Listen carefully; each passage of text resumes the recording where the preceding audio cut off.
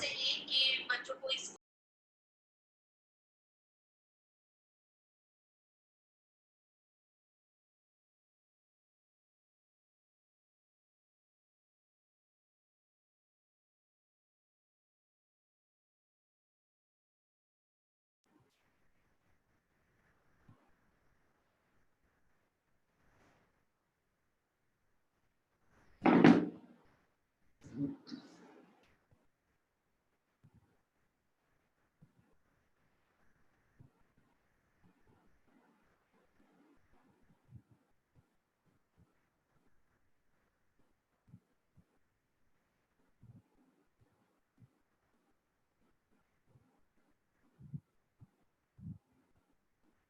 नमस्ते। सभी लोग वीडियो ऑन कर लीजिए प्लीज। ठीक है, मेरा वॉइस वीडियो क्लियर है? ठीक, ठीक है, ठीक। सभी को अच्छे से समझा? नमस्ते।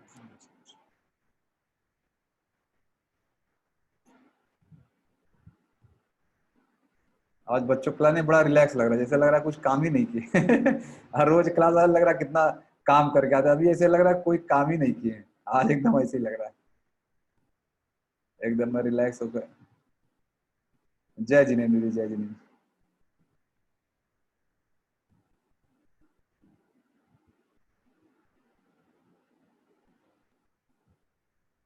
एक दिन दीदी आपकी क्लास लगाता हूँ, थोड़ा जय जिनेन्द्र का मतलब बच्चों को समझाइए। बच्चों वाली क्लास में आपको लगाता हूँ।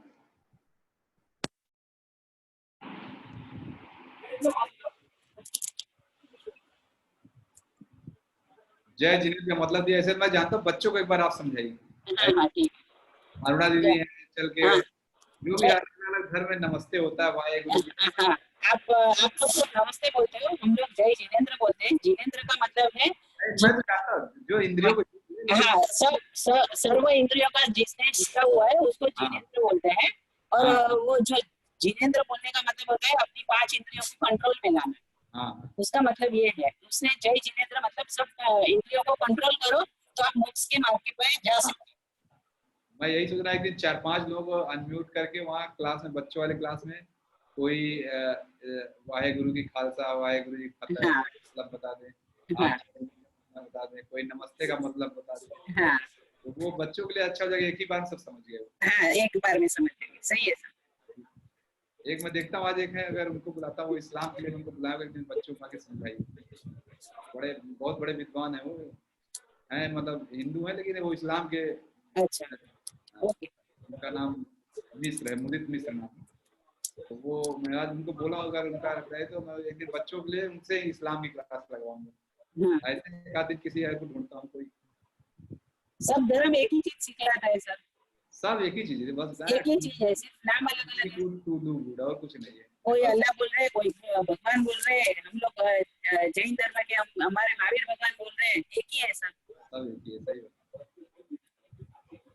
ठीक है, वीडियो ऑन कर ले, 5 मिनट वेट करें, हम शुरू करते हैं।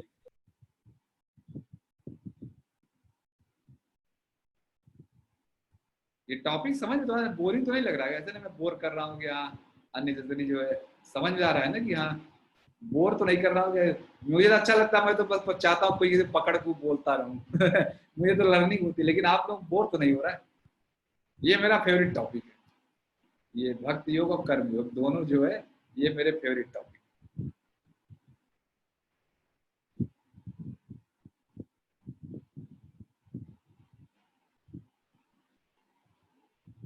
हाँ वही, थोड़ा सीरियस टॉपिक, बहुत सीरियस टॉपिक है, बहुत ही थोड़ा थोड़ा समझाएं। हाँ दीदी, यही मैं चाह रहा हूँ, भक्ति योग की क्लास धीरे धीरे ही चलता हूँ, इसीलिए जल्दबाजी नहीं।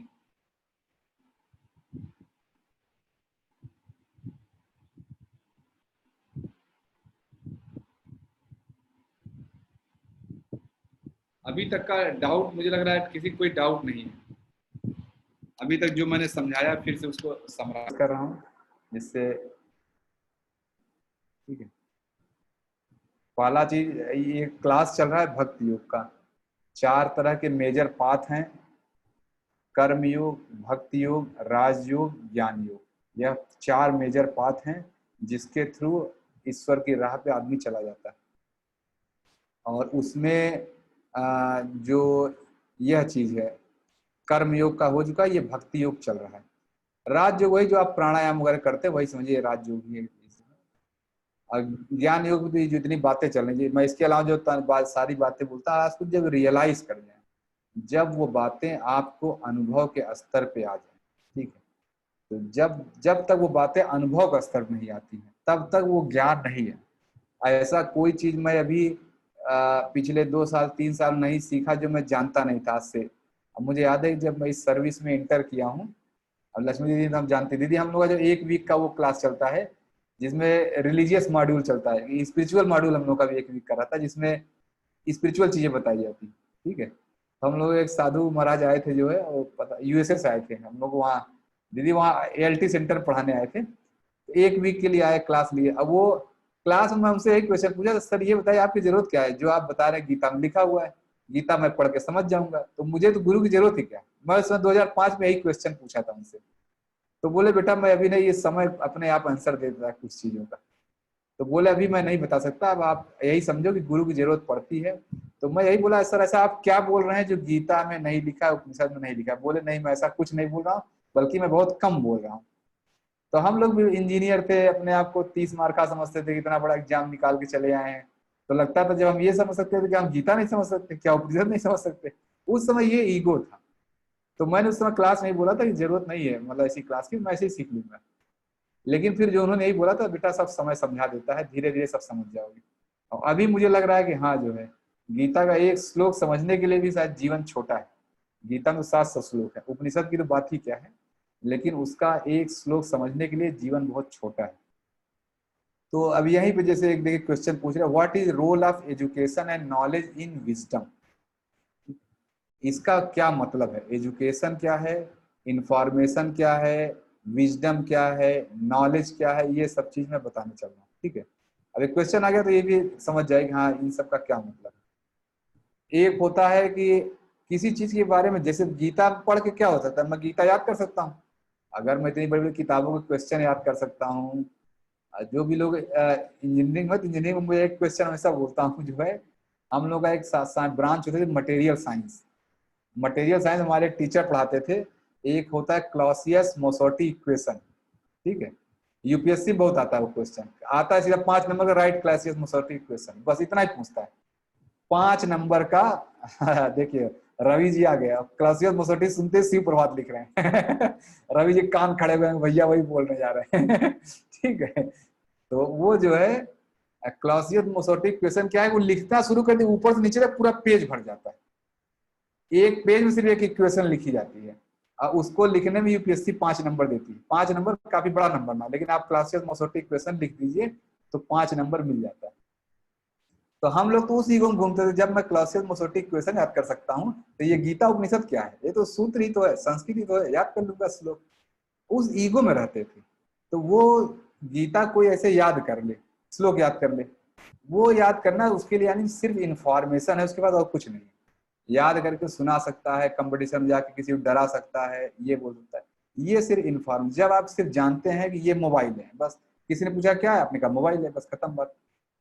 इतना ही अगर आप समझ गए तो ये बस इंफॉर्मेशन है, आपके पास कहीं से सूचना आ गई कि ये मोबाइल है, ये कुर्सी है, बस। इसके बाद आता है जब आप उसको अनुभव के स्तर पर जान जाते हैं, उसी ज्ञान को, जैसे गीता में जो बात लिखी है, जैसे मैं आपको strength is life, weakness is death बताता हूँ, वो मेरा अपना लिंकेज है, जो मैं आपको बोलता हूँ धर्म क्षेत्रे कुरुक्षेत्रे समवेता युयुत्सव माम का पांडवाश्चैव किम अकुरवत संजय। गीता का यह पहला श्लोक को मैंने लिंक किया strength is life, weakness is death. कहीं मैंने पढ़ा नहीं है, कहीं कुछ नहीं, लेकिन strength is life, weakness is death, उसका इंटरप्रिटेशन जो मैं आपको बताता हूँ, कहीं मैंने पढ़ा नहीं, कहीं स्वामी जी लिटरेचर में भी नहीं लिखा है कि ये स्ट्रेंथ है, ये वीकनेस है। जितना मैं आपको 4 घंटे बताता हूँ, ये मेरा अपना, मैं भी उस पर कंटेम्पलेट करता हूँ, ये क्या चीज है, स्वामी जी क्या बोल के चले गए। तो मैं जो समझ पाया आम आदमी, या मैं अपनी लाइफ उसको ऐसे उतारा हूँ, वही मैं आपको बताता हूँ, वो कहीं लिखा नहीं। तो जैसे गीता के उस श्लोक को मैंने इसमें कन्वर्ट कर लिया है, strength is life, weakness is death. अब ये कह सकते हैं, यानी अगर मैं सिर्फ श्लोक याद किया होता, धर्म क्षेत्र कुरुक्षेत्र समवेता युयुत्सव माम का पांडवाश्चैव किम अकुरवत संजय, ये बोलना तो सिर्फ इन्फॉर्मेशन हो गई और कुछ नहीं। गीता पहला श्लोक क्या ये, लेकिन जब मैं उसको उसका मीनिंग समझ गया, उसको थोड़ा अनुभव के स्तर समझ गया, तब तो ये हो जाता है मेरे पास नॉलेज आ गई। जब आप उस चीज को अनुभव के स्तर जाने, जब ये फोन यूज करके मैं बात करने लगा, अगर मैं इस फोन से बात करने लगा, तब कहा जाता है कि आपको फोन की नॉलेज आ गई, आप जान गए ये फोन है, इससे ऐसे डायल किया था, बात किया। यह हो गया नॉलेज, ठीक है। यानी इस फोन से बात ही तो कर सकते हैं, और क्या कर सकते हैं। लेकिन ये विजडम कब हो जाता है, जब आप एक फील्ड को नॉलेज के दूसरे फील्ड में लगाना शुरू कर दें, आप बेसिक फिलॉसफी समझने लगते हैं, उसके बैकग्राउंड में क्या है, ये कैसे काम कर रही है। कभी कभी आप देखिए जो भी प्राइवेट सेक्टर में है, अब मान लीजिए कमलेंद्र सर है, देखिए है तो बाय प्रोफेशन इंजीनियर है, सर किस ब्रांच में किए हैं, बीटेक सर कौन सा किस सब्जेक्ट में था, मतलब ब्रांच कौन सी थी कमलेंद्र सर? अच्छा एग्रीकल्चर में, ठीक है सर, तो एग्रीकल्चर के। लेकिन ऐसे बहुत सारे प्राइवेट सेक्टर में आपको लोग मिल जाएंगे, है इलेक्ट्रॉनिक का बंदा काम कर रहा है एग्रीकल्चर में, है कि नहीं सर? कोई एग्रीकल्चर का बंदा हो, एक पता चला इलेक्ट्रॉनिक कंपनी का सीईओ बन के बैठा हुआ है, वो कैसे चला रहा है सिस्टम को। अब एग्रीकल्चर, वो तो इलेक्ट्रिकल नहीं जानता है, वो तो इलेक्ट्रॉनिक, लेकिन वो चला लेता है ऊपर से। ऐसे जो लोग होते हैं बल्कि वो विजडम से काम करते हैं, वो देखते हैं एग्रीकल्चर में ऐसे ही होता है, सारा फिलॉसफी लगा देंगे, इलेक्ट्रॉनिक में समस्या सॉल्व। विजडम जो होता है कि वो विजडम लेके घूमते रहते हैं, वो बस उसी विजडम से काम करते हैं, उनको चाहे जिस सेक्टर में बैठा दीजिए, वो ऐसे 2 दिन 3 दिन पढ़ेगा, समझेगा चीजों को, और फटाक से समझने लगेगा, तुरंत सिस्टम समझ जाता है। और सिस्टम में जैसे मैं बता रहा हूँ कि आपको पूर्णमदः पूर्णमिदम वाला बता ही चुका हूँ, सारा रिपीटेटिव पैटर्न है। जिस पैटर्न पे एग्रीकल्चर के साथ प्लांट सिस्टम चल रहे होंगे, उसी पैटर्न पे इलेक्ट्रॉनिक्स चल रहे, कुछ इलेक्ट्रॉनिक्स अलग नहीं चलता।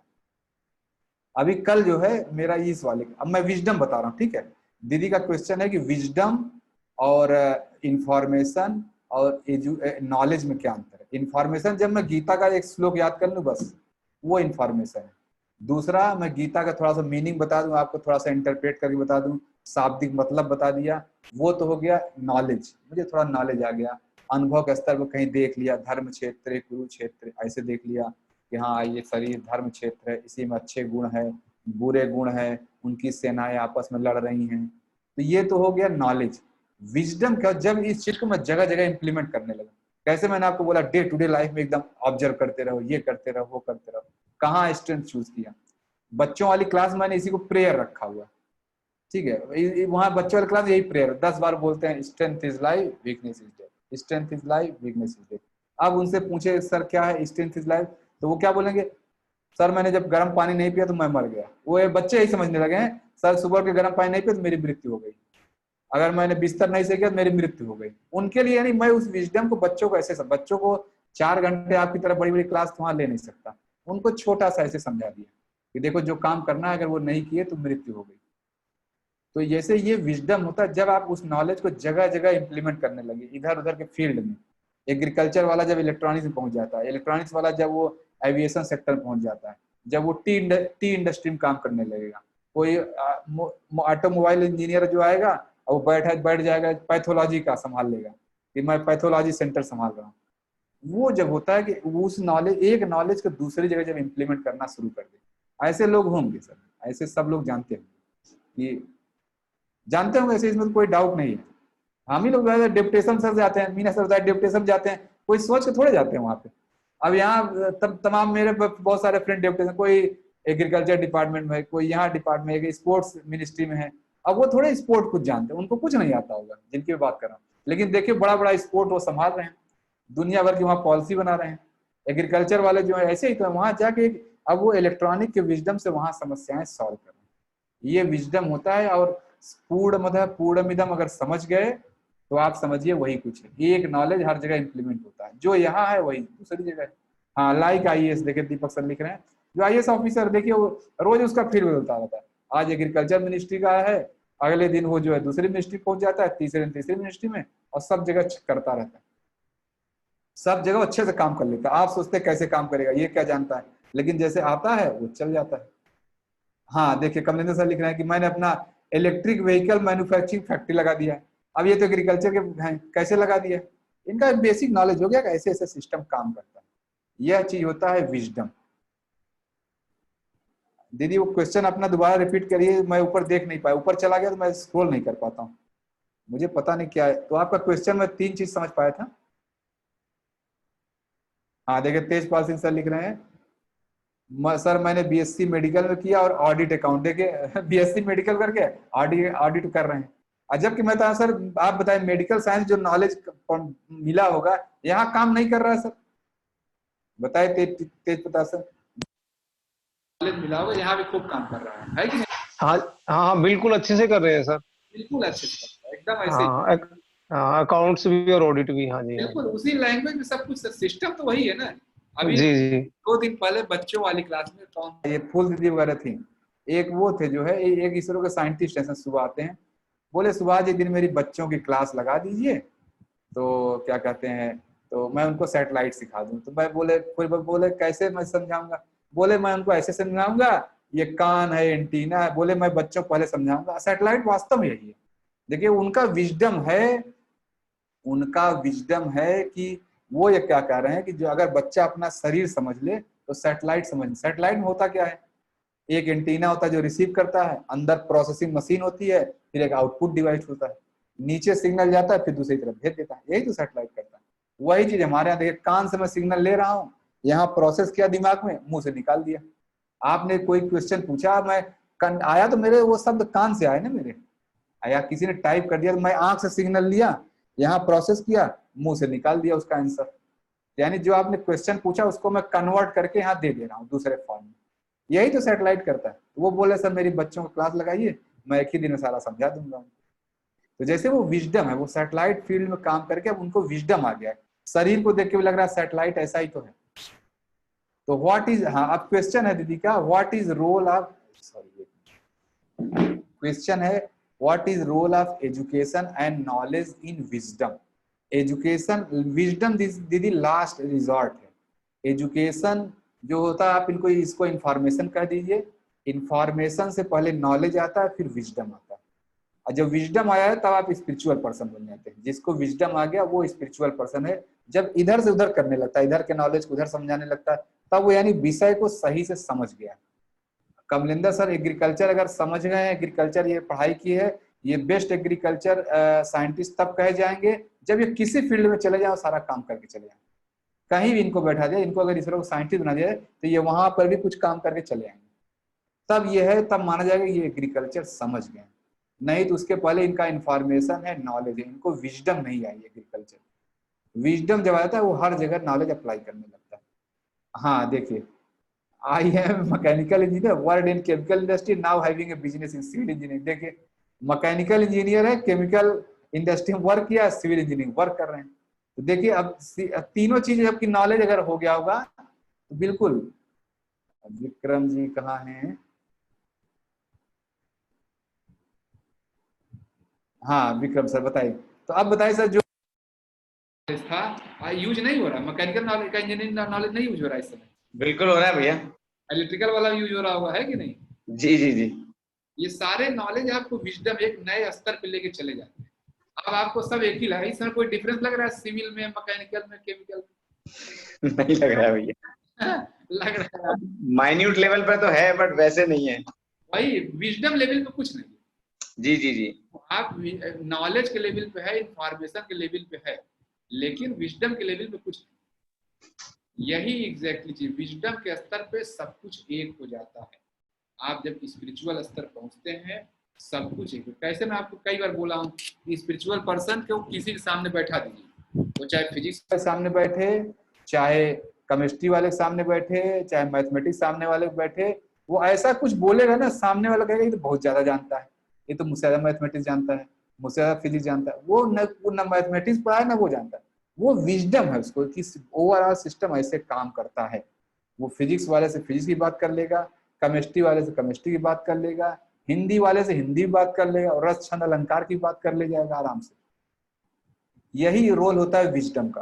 तो जब विजडम आता है तो आप इनलाइटेंड हो जाते हैं। ये कहीं किसी चीज का जब विजडम आ गया उसी को कहते हैं इनलाइटेंड हो जाना।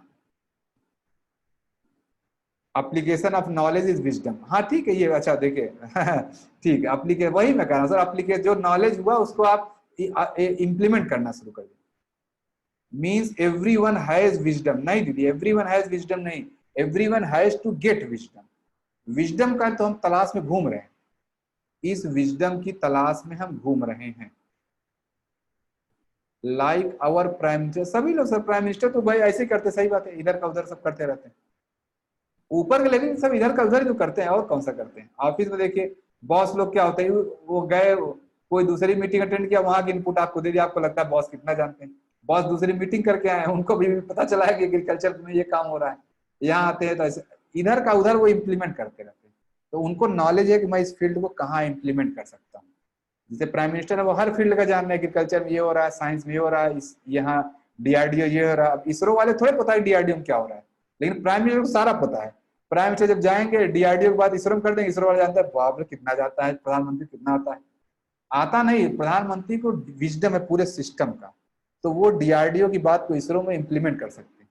इसलिए कहीं भी वो इसरो का डायरेक्टर साहब अगर प्रधानमंत्री सामने बैठेंगे तो उनको कभी भी ये फीलिंग नहीं आएगी मैं इनसे ज्यादा जानता हूँ, ये फीलिंग कभी नहीं आती। प्रधानमंत्री जरूर ऐसा कुछ बोल देंगे कि इसरो के डायरेक्टर को भी लगेगा यार ये बात तो मैं सुना ही नहीं था। ज्ञान, ठीक है, ये क्लियर हो गया, ज्ञान भय को समाप्त कर देता है। यस, एकदम क्लियर है। चले आगे अब टॉपिक पे। दीदी क्लियर हो गया जिन, हाँ ठीक है, हो गया, ठीक, थैंक यू। अब आ जाते हैं हमारा टॉपिक। कल हम बोल रहे थे संसार का क्या रोल है। पहला रोल हमने बताया था पॉइंटर। इस संसार में सभी लोग पॉइंटर ही हैं। हम किसी के लिए पॉइंटर है, कोई हमारे लिए पॉइंटर है। हम सब एक दूसरे को सपोर्ट करके उसी जगह पहुंचाने की कोशिश कर रहे हैं। चाहे मैं किसी को प्रेम से बोलूं और चाहे मैं किसी को गाली दे दूं, दोनों ही केस में मैं यही एक काम कर रहा हूं, उस व्यक्ति को एक अच्छी जगह पहुंचाने की कोशिश कर रहा हूं। इसमें कुछ मुझे नहीं लगता किसी को कोई डाउट है। अब संसार का दूसरा रोल है, दूसरा रोल में बताएं चलना, ठीक है। तो उसके लिए मैं एक छोटा सा एग्जाम्पल, मुझे लग रहा है भावना क्या नाम है उनका, विनीता दीदी होंगी, तो विनीता दीदी लगेगी भैया बस एक एग्जाम्पल पकड़े हुए वही बोलते हैं। विनीता दीदी मैं 2-3 बार टोक चुका हूँ। विनीता दीदी है क्लास में, ठीक है। वो कमल वाला मैंने एग्जाम्पल बता रखा है, किस क्लास में बताया मुझे याद नहीं। कमल चढ़ाना है वो वाला 5 बार, और भावना दीदी 5 बार बता रखा है, ठीक है। लेवल 5 बता रखा है, 5 बार बता रखा है, लेवल 5 में, लेवल 5 बता रखा है। तो वो वाला एग्जाम्पल मैं फिर से उसी को चले दूसरे तरह से, अच्छा लेवल 3 में बता रखा है। देखिए ये एक अनिल सर लिख रहे हैं कि मैंने लेवल 3 में बता रखा है, ठीक है। ये उसी एग्जाम्पल को मैं एक दूसरे तरह से चलता हूँ। अभी इस समय दुनिया में कोरोना वायरस फैला हुआ है, उसका कहर फैला हुआ है। दुनिया के जो सबसे विकसित राष्ट्र हैं कौन कौन से हैं? अमेरिका, इटली, जहां सबसे ज्यादा मौतें हुई वही सबसे विकसित राष्ट्र हैं दुनिया के, है कि नहीं? ब्रिटेन, हाँ ब्रिटेन भी, अब नाम लेते जाइए, अमेरिका, इटली, ब्रिटेन, फ्रांस, जहां यानी सबसे ज्यादा मौतें हुई, यानी सबसे ज्यादा पढ़े लिखे डेवलप्ड लोग वहीं पर हैं, ठीक है। स्पेन, हाँ रवि जी। अब इसमें बताइए एक दूसरे ग्रह से कोई व्यक्ति आ जाए या किसी ऐसी इस चीज का चुनाव होने लगे कि किसने कोरोना को सबसे सही कंट्रोल किया, तो बताइए कौन सेलेक्ट होगा इस चीज में? ट्रम्प को कोई सेलेक्ट करेगा? मैं ऑप्शन देता हूँ, अब मैं जानता नहीं वो सब नाम इसलिए मैं बोल नहीं था, ट्रम्प का नाम जानता हूँ, अब मैं न्यूज वो जानता नहीं ब्रिटेन का इसमें कौन। चले सारे पीएम, मतलब सारे कंट्रीज के जो हेड ऑफ द स्टेट हैं उसमें से चूज करना, तो किसको चूज करेंगे बताइए? सभी लोग बताइए किसको चूज करेंगे इस समय? भारत का जनसंख्या अमेरिका कम से कम 10 गुना है, यहाँ भी बताइए 1% भी नहीं हुआ है। देखिए सभी लोग कह रहे हैं मोदी जी, क्यों मोदी जी? देखिए हाँ, ये सभी लोग कह रहे हैं मोदी, निश्चित रूप से इसमें कोई डाउट नहीं, इस चीज के लिए मोदी जी को क्रेडिट जाता है। इसमें कोई, मैं कह रहा हूँ विरोधी भी उनके ये बात मानते होंगे कि हाँ कि भाई इतना बड़ा जो है पूरा कल्चर, पूरा वेस्टर्न वर्ल्ड जो है लगा रहा, कुछ नहीं कर पाया जो है, यहाँ एक व्यक्ति ने कैसे कंट्रोल करे, सही समय पे सही डिसीजन लिया। हो सकता है ये अभी मैं शायद बहुत पहले बोल रहा हूँ, क्योंकि अब देख रहा हूँ कुछ लोग ऐसा बोल रहे हैं अब वो सही स्टेज पहुंच रहा है, अब अगर कंट्रोल पर कर पाएंगे तब। अभी जस्ट मैं थोड़ी देर पहले बात कर रहा था, तो वो बताया कि ये जो वायरस है अब गांवों में पहुंच रहा है, अभी शहरों में था इसलिए रुक गया है। कभी मेरे एक फ्रेंड है काफी बताया, बोले भैया अगर अब नहीं रुका तो समझ लीजिए अब ये गांव में पहुंचना शुरू हो गया। अब छोटे छोटे शहरों में 2-4 केस मिलना शुरू हो जा रहे हैं। ठीक है, अब अगर गाँव में अगर, चूंकि वो ये उनका विचार था कि लॉकडाउन अभी बंद रहना चाहिए, अगर लॉकडाउन खोल दिए तो ये गाँव में अगर फैला तो संभालना मुश्किल हो जाएगा। अभी जो है शहर में तो है, हमें गिनती पता है, हॉस्पिटल है, हमने सब कर रखे हैं, लेकिन गांव में अगर सही पहुंचा, ये उनका व्यू है। तो हो सकता है, मैं जैसे मोदी जी आप कह रहे हैं, मेरा विचार है कि हाँ, इस समय अगर हेड ऑफ स्टेट्स का सिलेक्शन होगा तो मोदी जी ही सिलेक्ट हो जाएंगे और कोई सिलेक्ट नहीं होगा। कि 10 गुना 15 गुना ज्यादा पॉपुलेशन होने के बावजूद भी 1% भी कैजुअलिटी नहीं हुई, जितना यूएस में हो चुका है। सारे बड़े बड़े हॉस्पिटल, सारे बड़े बड़े वैज्ञानिक, सब वर्ल्ड हेल्थ ऑर्गेनाइजेशन तो वहीं बैठा हुआ है, लेकिन यहाँ पे कैसे एक व्यक्ति ने कंट्रोल कर लिया। तो अब जैसे ये बताइए कि मैं अब ये कहूँ कि अमेरिका की अगर पढ़ाई को 100 यूनिट माने तो भारत पुलिस वालों को, हाँ देखिए संजय से, लेकिन पुलिस वालों को हो रहा है सर, डॉक्टरों को हो रहा है, बहुत कुछ। वही कह रहे हैं ना कि अभी हो सकता है हम लोग बहुत अर्ली डिसीजन ले रहे हैं, हम लोग मोदी मान लिया, सारे ले लिए, हो सकता है अर्ली डिसीजन हो, अभी सही से अभी वो फेज में पहुंचा ही ना, ये भी हो सकता है। अभी आगे क्या आएगा कुछ पता नहीं कह सकते। अभी कल का न्यूज है, दिल्ली वाले सब लोग जानते होंगे सब लोग, ये सर हुआ एक सेक्शन ऑफिसर कल एक्सपायर कर गए हैं नीति आयोग के, और एक अंडर सेक्रेटरी को मिला, एक डायरेक्टर लेवल का ऑफिसर को मिला। नीति आयोग में पूरा वो लॉक हो गया जो है सब कुछ। अब जैसे कुछ लोग क्रिटिसाइज कर रहे हैं, गवर्नमेंट ऑफिस खोल दिया है, अब बताइए जो भी डायरेक्टर लेवल का ऑफिसर को भी पता चल गया कोरोना जो है वो भी निकला। तो अब ऐसे एक सेक्शन ऑफिसर डेथ हो गई। सेक्शन ऑफिसर ने मैसेज, कितना अच्छा मैसेज लिखा है, देखिए सेक्शन ऑफिसर ने अपने डायरेक्टर या अंडर सेक्रेटरी मैसेज लिखा है कि सर अभी अभी घर से आया, अभी चेक कराया हूँ और कोरोना निकला है सर, कोई फिक्र की बात नहीं है, मैं घर में अपने कमरे में अकेला हो गया हूँ, घर वालों को अलग कर दिया है, पूरा मैसेज लिखा है। और सर डॉक्टर ने दवा दिया है, मैं ले रहा हूँ, प्रिकॉशन ले रहा हूँ, 10-12 दिन आराम करूंगा सर, ठीक हो जाऊंगा, 10-12 दिन मैं ऑफिस नहीं अटेंड कर पाऊंगा। और क्या कहते हैं सर, मेरी जो फाइलें हैं टेबल पर रखी हुई हैं, ये थर्सडे को डायग्नोज हुआ, फ्राइडे को व्यक्ति मैसेज कर रहा है, सैटरडे को डेथ हो गई। लिख भी रहा है कि हाँ बड़े आराम से सर, कोई दिक्कत नहीं, सब कुछ नॉर्मल है, मैं आराम कर रहा हूँ, बस अब ठीक हो जाएगा। और डेथ हो गई उस व्यक्ति की। और ऐसे 2-3 लोगों का डेथ हो। तो ऐसे हो सकता है कल को लोग क्रिटिसाइज करें, अभी तो गवर्नमेंट ने डिसीजन लिया हाँ हम गवर्नमेंट ऑफिस खोलते हैं, लेकिन मैं ये कह रहा हूँ ये सारे बातें जो हम बोल रहे हैं ये बहुत वो हो सकता है। अभी इनिशियल स्टेज में हम बहुत खुश हो रहे हैं, ये भी एक सिनेरियो हो सकता है, क्या नहीं हो सकता है, ऐसा भी हो सकता है। लेकिन अभी तक का जो भी सिनेरियो हो, अगर हेड ऑफ स्टेट को चुनना हो तो धरती पे हर व्यक्ति से मोदी जी को चुनेगा, कोई ऐसा है जो नहीं चुनेगा, कोई। मुझे लग रहा है अमेरिका के सारे व्यक्ति मोदी जी को चुनेंगे कि हाँ इस व्यक्ति ने कैसे कंट्रोल कर लिया, हर व्यक्ति यही करेगा। बता दीदी वहाँ पे क्या भैया? अमेरिका की कोई चर्चा है कहीं पर ऐसी कि हाँ मोदी जी ने कंट्रोल किया, ऐसी कोई चर्चा? हाँ, चर्चा है कि मोदी जी बहुत अच्छे से कंट्रोल कर रहे हैं। इवन ट्रम्प भी अप्रिशिएट किया मोदी जी को कि उन्होंने बहुत अच्छे से हैंडल किया। ठीक है, थैंक यू। अभी जैसे एक पोस्ट आया था, बहुत मैंने शेयर भी किया था, या शायद आपके ग्रुप में डाला नहीं, फेसबुक पे मैंने अपने टाइमलाइन शेयर किया था कि अमेरिका का जो एक वो है, कोई सीईओ है, वो अपने ऑफिस में वो समझा रहा है कैसे देखो कोरोना मैनेजमेंट पढ़ा रहा है, अपने एम्प्लॉइज को मैनेजमेंट पढ़ा रहा है। मैनेजमेंट उसने क्या किया, इंडिया का मैप लिया और एक एक स्टेट को बताया। अब कह रहा है कि इंडिया का बहुत सारे स्टेट है, अमेरिका से ज्यादा पॉपुलेशन है उनकी। तो आप ये मत समझो कि इंडिया एक देश है जो कोरोना मैनेज कर रहा है, इंडिया 25-30 देश के बराबर वो अकेले मोदी जी मैनेज कर रहे हैं। वो हर स्टेट को बना दिया, एक कंट्री पॉपुलेशन में कन्वर्ट कर दिया। तो उसमें पूरा फॉर्मूले में दिखा रहा है, इंडिया को आप एक देश मत माने, अमेरिका तो एक देश है जो कोरोना वायरस मैनेज कर रहा है, इंडिया को कह रहा है कम से कम 25-30 देश है, 25-30 देश के बराबर वहां मैनेजमेंट हो रहा है। कैसे लोग मैनेज कर ले रहे हैं ये देखिए। तो मैनेजमेंट सिखा रहा था कि आपको इंडिया से मैनेजमेंट सीखना चाहिए, कि रिसोर्सेस कम होने के बावजूद भी सब कुछ, कोई कुछ नहीं है, लेकिन वो मैनेज कर रहा है, इंडिया मैनेज कर रहा है। लोग भाई हमारे यहाँ पढ़े लिखे लोग नहीं है, इलिटरेट लोग हैं। हमारे यहाँ लिटरेसी डिफिनीशन क्या है, जो लोग ये जनगणना जानते हैं, वो आते हैं बोलते हैं कितनी उंगली है, 5, अगर आपने 5 बोल दिया तो आप लिटरेट हैं। ये इंडिया में लिटरेसी की डिफिनीशन है। वो आके उंगली दिखाते हैं कितना, अगर आपने गिन लिया 5 तो वो मान जाएगा आप लिटरेट हैं। तो हमारे यहाँ देखिए लिटरेसी की ये डिफिनीशन है, इस डिफिनीशन को हम लिटरेट कर रहे हैं, तो आप समझिएगा हम किस लेवल के पढ़े लिखे लोग हैं, ऐसे समझिए। मैं ये नहीं कह रहा हूँ सारे ऐसे ही लोग हैं, लेकिन ऐसे लोग हम पढ़ा लिखा मान रहे हैं, तो हमारी लिटरेसी किस लेवल की है। तो इस लेकिन तब भी हम लोग कैसे मैनेज कर पा रहे हैं? मैनेज इसलिए कर पा रहे हैं कि जो अभी विजडम वाली बात हुई, विजडम वाली बात इसलिए इंडिया के लोगों में नॉलेज न, इंफॉर्मेशन ना हो सकता है, नॉलेज ना हो ये भी हो सकता है, लेकिन विजडम ऐसे कूट कूट के भरा हुआ है। विजडम से तो चलता है दुनिया। उनको नहीं आता सैटेलाइट, उनको मेडिसिन साइंस नहीं आती, उनको ये नहीं आता क्या कहते हैं एस्ट्रोनॉमी, वो नहीं सेट जाके बड़ा बड़ा काम करता है, लेकिन उसको विजडम खूब है।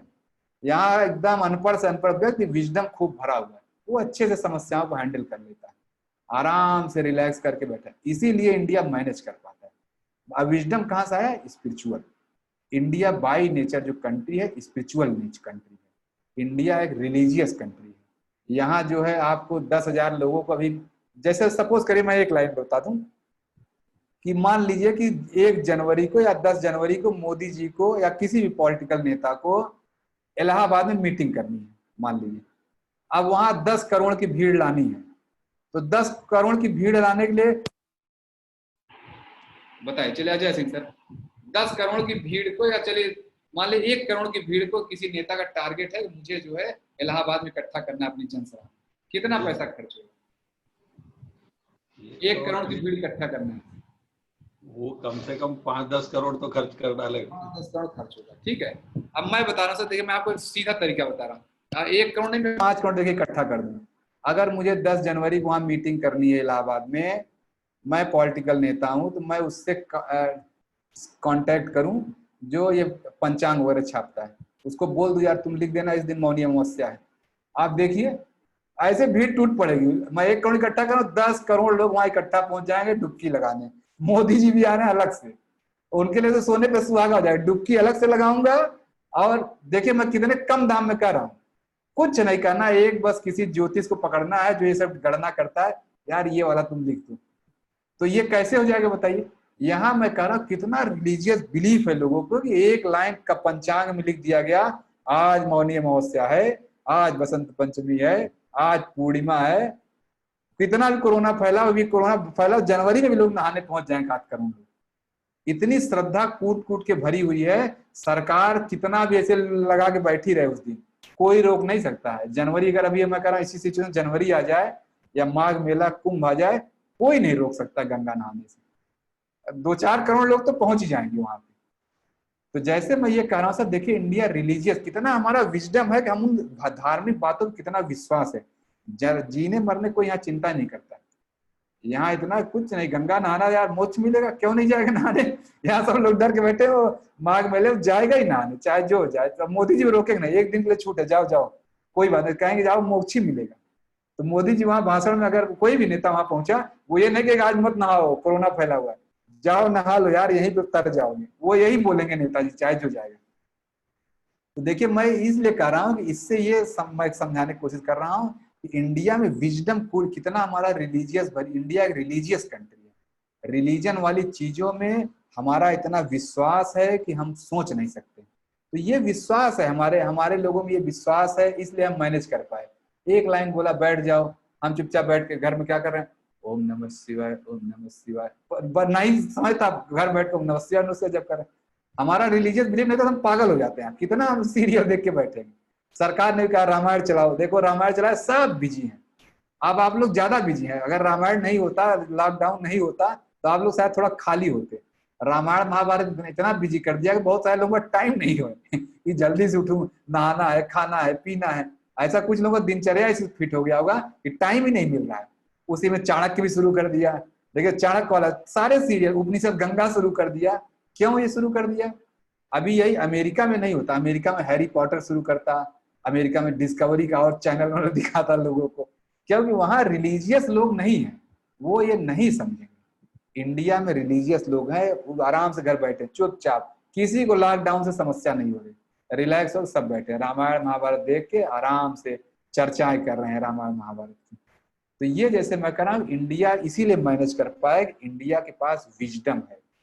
तो जो विजडम होता है क्या है, अब मैं किसी को अनम्यूट करता हूँ कि नॉलेज, विजडम और इंफॉर्मेशन चूज करना हो तो क्या चूज करेंगे? स्तुति दीदी बताइए, क्या चूज करेंगे दीदी? धीरे आवाज आ रही है, बताइए। विजडम करेंगे। हाँ ठीक है, सभी लोग विजडम ही करेंगे। तो अब मैं ये कहूँ जो है कि इस समय पूरे दुनिया में अगर मान लीजिए जो चलिए मैं कीचड़ और कमल का अगर एग्जाम्पल लूँ, तो इस समय क्या लग रहा है, इंफॉर्मेशन कीचड़ है या विजडम कीचड़ है? बिना सर बताइए कीचड़ कौन सा है? वो विजडम। नहीं, कीचड़ और कमल की एग्जाम्पल, जैसे कीचड़ से कमल खिलता है, तो इंडिया में कह रहा इंडिया ने इंफॉर्मेशन के आगे जाके विजडम खिला रखा है कि नहीं? आवाज नहीं आ रही सर। अच्छा ठीक है, मैं और किसी और संजय सर बताएं, संजय कुमार पांडे सर। सबसे पहले सर बधाई हो आपको, शुभकामनाएं। धन्यवाद सर। हाँ, अब सर ये बताए जो है कि मैं ये कह रहा हूँ कि आपको अगर मान लीजिए आप दूसरे प्लानेट से आए, अब आपको एक कोरोना मैनेजर ले जाना हो यहाँ से अपने प्लानेट के लिए, तो आप किसको ले जाएंगे? मोदी जी को ले जाएंगे निश्चित रूप से। जी सर, मोदी जी को, निश्चित मोदी जी को। मोदी जी को ले जाएंगे। क्यों मोदी जी को ले जाएंगे? सर निर्णय बहुत जल्दी लेते हैं, अच्छा निर्णय लेते हैं। नहीं, मैं तो कहूँगी यहाँ तो कोई लैब ही नहीं है, यहाँ अपना किट नहीं है। अमेरिका में जाओ, बड़े बड़े साइंटिस्ट वहाँ बैठे। सर यहाँ के लोगों की वजह से ले जाएंगे। नहीं, मैं आपको एक लाइन बोल रहा हूँ कि भाई मोदी जी को तो कुछ नहीं आता है, इन्होंने कुछ नहीं किया, लॉकडाउन करे घर बैठा दिया। अमेरिका में देखो कितने बड़े बड़े साइंटिस्ट हैं, उनको जूलॉजी बॉटनी आता है, इतने बड़े बड़े रिसर्च कर रहे हैं, इतनी लैब है, ये है वो है, उनको ले जाइए, ले जाएंगे उनको। नॉलेज तो उनका ज्यादा है, इंफॉर्मेशन उनके पास ज्यादा है। जो अमेरिका है, इंग्लैंड है, ब्रिटेन है, स्पेन है, उनके पास इंफॉर्मेशन और नॉलेज ज्यादा है, लेकिन तब भी वो कंट्रोल नहीं कर पाए। क्यों? क्योंकि उनके पास विजडम नहीं। हमारे पास विजडम है और हम कर गए, उस जनता को कर गए जिसके यहाँ डिफिनीशन है एजुकेशन की, ये करो 5 लिटरेट, नहीं पढ़, ऐसे जो बोल दिया 5 है तो उसको लिटरेट मान लेते हैं। उस जनता को यहाँ पे यानी विजडम, मैं ये कहना चाह रहा हूँ हम लोगों के पास विजडम बहुत खराब है। तो यानी अगर इस धरती पे किसी को चूज करना हो तो विजडम वाले को लेके चला जाएगा। तो अगर मैं ये कहूँ कि चारों तरफ कीचड़ फैला हुआ है, तो नहीं लग रहा है कि इंडिया जो है कमल है वहां पे। अगर पूरी धरती कीचड़ बना ले तो इंडिया कमल है कि नहीं है, बताइए? जी सर, कमल की तरह खिला हुआ है, पूरा कमल की तरह इस समय खिला हुआ है, बिल्कुल जो है कमल की तरह खिला हुआ है। तो मैं यही पे एक कहना चाह रहा हूँ कि अब इंडिया को ये नॉलेज कहाँ से आया? इंडिया को ये नॉलेज कहाँ से आया बताइए? आज यहाँ के लोगों के पास विजडम है। नहीं, विजडम तो है सर। तो इंडिया को ये नॉलेज आया जो रिलीजन की वजह से, रिलीजियस कंट्री है, रिलीजियस चीजें हैं, यहाँ लोग रिलीजन विश्वास करते हैं। यहाँ देखिए जो है अस्ते का पालन, यहाँ जैसे ही समझ ऐसे अभी अगर लॉकडाउन नहीं होता ना, ये कोई गेहूं चावल नहीं देता। मैं बता रहा, कोई गेहूं चावल देता जो आप लोग फोटो लगा रहे हैं कि मैंने इतना दिया उतना दिया, ये वो कोई कुछ नहीं देता कोई लग रहा है इस समय कितने सारे दानी घूम रहे हैं, ऐसे कोई नहीं होता। लेकिन इंडिया का बेसिक नेचर अस्तेय है। अस्तेय का मतलब अब सबको पता चल रहा है जरूरतमंद है। वैसे हम डाउट करते हैं, अगर कोई आगे मान ले भी बाबूजी 5 किलो आटा दे दो, तो आपके मन में तुरंत डाउट आएगा, यार पता नहीं कैसा आदमी ले जाकर कुछ करेगा, आपको डाउट आएगा। इस समय कोई सही में जिसको कोई जरूरत नहीं, वो भी आके अगर दे दे, आप एक बार सोचो हाँ यार दे दो, इसको जरूरत है।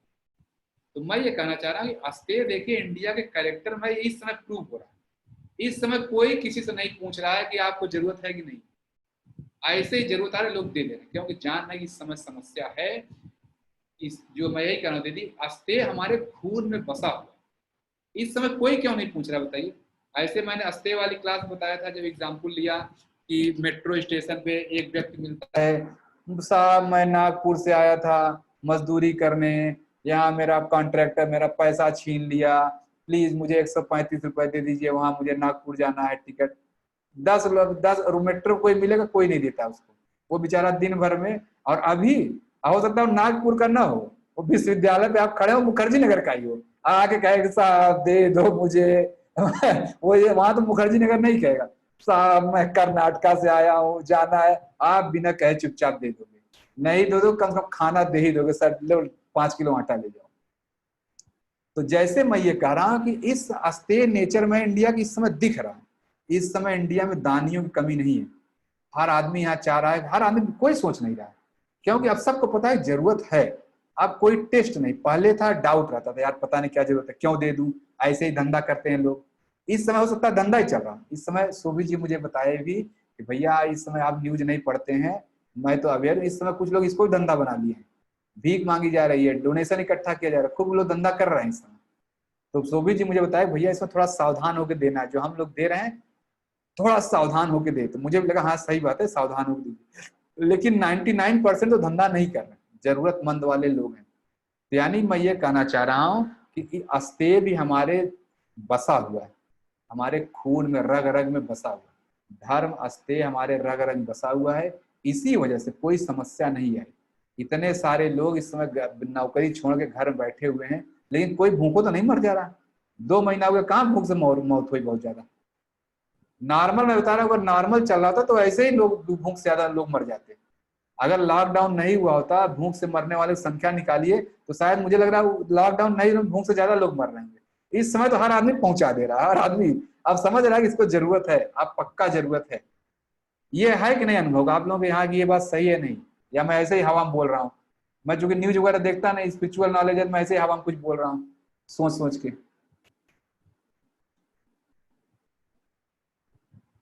ये सही है। तो जैसे मैं ही कहना चाह रहा हूँ, अस्तेय भारत के खून में है, इसलिए भारत बच गया। तो भारत के जो सुरक्षित रहने का ये सब कारण, लोग एक दूसरे की मदद कर रहे हैं, एक दूसरे को मदद करना अपना धर्म समझ रहे हैं। अब बिना कहे लोग पूछ भी नहीं रहे हैं कौन किसको है।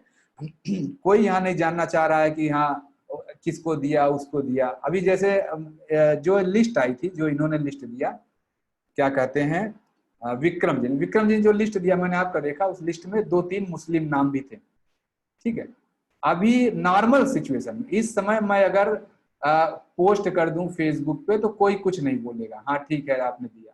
नॉर्मल सिचुएशन में अगर मैं लॉकडाउन नहीं होता ये पोस्ट कर दूं, मैंने इनको इतना दान दिया ना, तो मैं बता रहा हूँ मेरे फ्रेंड सर्कल 2-4 लोग उसको लाल करके पूछेंगे, अच्छा इनको भी दिया था, खान साहब को पहुंचाया था। 2-4 लोग मेरे फ्रेंड लिस्ट में है सर, क्वेश्चन तुरंत पूछ लेंगे, इनको भी दे दिया। ऐसा है, इस समय कोई क्वेश्चन नहीं करेगा। लेकिन नॉर्मल सिचुएशन में ऐसे पूछ लेते हैं, ऐसे लॉग भी करते, मेरे फेसबुक पोस्ट पे जाएंगे ऐसे वहां लाल कर देंगे, अच्छा इनको भी दिया, देखो इनको क्यों दे दिया। ऐसे लोग हैं। तो जैसे मैं एक नेचर का ना, ह्यूमन नेचर है, इस समय कोई क्वेश्चन नहीं करेगा। इस समय हिंदू मुसलमान सब भूल गए हैं लोग, कोई यहाँ लड़ाई झगड़ा नहीं कर रहा है, चुपचाप इसको दो उसको दो, सब अपने जान पे बैठे हुए। तो इसलिए इंडिया, तो यानी मैं ये कहना चाह रहा हूँ, अब इंडिया को ये नॉलेज कहाँ से मिला? इंडिया में बड़े बड़े ऋषि वगैरह हुए हैं, उन्होंने ह्यूमन नेचर को एनालाइज किया, ह्यूमन नेचर को एनालाइज किया, पूरी दुनिया में चारों तरफ वो घूमे, चारों तरफ घूम घूम के विद्याएं इकट्ठा की और इंडिया में लाके से भर दिया। अब ये खून खून बसा हुआ, यहाँ अनपढ़ व्यक्ति भी, मैं बता रहा हूँ स्पिरिचुअल लेवल पे, स्वामी जी का कोट है, मैं ये नहीं कर रहा हूँ, स्वामी जी का फेमस कोट है कि मुझे एग्जैक्ट कोट है, स्वामी जी ने बोला हुआ है कि इंडिया का जो सबसे अनपढ़ व्यक्ति होगा और उसके सामने यूएस के फिलॉसफी के प्रोफेसर को बैठा दिया जाए तो इंडिया का सबसे अनपढ़ व्यक्ति हरा देगा। जो ये भी नहीं बता पाएगा ये 5 है, उसको भी आप बैठा दीजिए, स्पिरिचुअल डोमेन में वो यूरोप के सबसे बड़े फिलोसफर को भी हरा सकता है प्रैक्टिस के मामले में। ऐसे वो नहीं लिख सकता, लेकिन जो स्पिरिचुअल प्रैक्टिस जो इंडिया के सबसे अनपढ़ व्यक्ति की होगी वो फिलॉसफी पढ़ के नहीं कर सकता। ये है, ये स्वामी जी का कोट है कि इंडिया में इतना स्पिरिचुअलिटी भरी हुई है, खून खून में भरा हुआ। तो ये चीज जैसे मैं कह रहा हूँ, इसकी वजह से इंडिया बच पाया। इंडिया वो नॉलेज की वजह से, वैक्सीन नहीं है ये सब तो झूठ मूठ का नाटक। वैक्सीन होता तो कितने लोग पास वैक्सीन पहुंच जाता है कि नहीं बताइए? वैक्सीन मान लिया होता भी, अभी वैक्सीन की कालाबाजारी हो रही होती तब वहां दवा कोई नहीं पहुंचाता उसकी काला। लेकिन यहाँ देखिए अब वैक्सीन नहीं है तो आराम से एक दूसरे को पहुंचा रहे हैं, लो यार तुम खा लो, ऐसे कर लो वैसे कर लो, सब खूब हो रहा है। तो मैं ये बताना चाह रहा हूँ कि जो इंडिया के पुराने साइंटिस्ट रहे हैं, इन्होंने चारों तरफ सिस्टम को देखा, छोटी छोटी नॉलेज को इकट्ठा किया और सारा नॉलेज का क्रीम उठा के इंडिया में भर दिया है। यानी जो विजडम है, लाइफ का विजडम इंडिया में ही है, धरती का और किसी देश में विजडम नहीं है। नॉलेज हो सकती है, इंफॉर्मेशन हो सकती है उसके पास, हो सकता है बैक्टीरिया के बारे में हमसे ज्यादा जानता हो, ये जरूर हो सकता है। लेकिन ये कहिए कि इम्यूनिटी सिस्टम उसका स्ट्रांग है, ये नहीं हो सकता। इम्यूनिटी सिस्टम हमारा स्ट्रांग है, इसमें कोई डाउट नहीं। वो बैक्टीरिया एनालाइज कर सकता है, बैक्टीरिया टेलीस्कोप बना के ऐसे देख सकता है, इतने वो क्या बोलते हैं, सॉरी, माइक्रोस्कोप बना के वायरस को ऐसे देख सकता है, उसकी ऐसे स्टडी कर सकता है।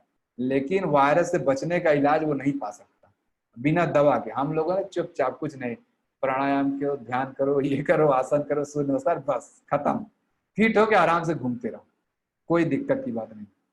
तो मैं ये कहना चाह रहा हूं कि अगर पूरा दुनिया कीचड़ है तो कमल इंडिया ही है कि नहीं? अब इसमें सभी लोग यस मानते हैं नहीं कि हाँ जो नॉलेज का कमल है वो इंडिया के पास है?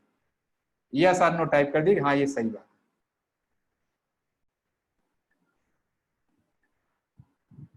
ठीक है, सभी लोग कर रहे हैं यस। चलिए अब मैं इसी बात को समराइज कर रहा हूं। जैसे इंडिया के पुराने ऋषियों ने, हमारे देश के पुराने साइंटिस्टों ने चारों तरफ घूम घूम के तमाम तरह का अभ्यास करके नॉलेज को, न्यूट्रिशन लिया, वहां से ऐसे लिया, नॉलेज खींचा, यहाँ से खींचा, वहां से खींचा और अपने आप को ग्रो कर पाए। यही रोल है इस संसार का हमारे लिए। हमें भी वही साइंटिस्ट बनना है। ये चारों तरफ हमें सिर्फ ऑब्जर्व करते रहना। ये कीचड़ है, आपको इससे विजडम लेना है। विजडम कौन सा ज्ञान है आपके भर दे रहा है। हर व्यक्ति आपको, आपके सामने हर व्यक्ति कीचड़ जैसा है। उस कीचड़ से न्यूट्रिशन लीजिए और कमल बन जाइए। यह है संसार का दूसरा महत्व।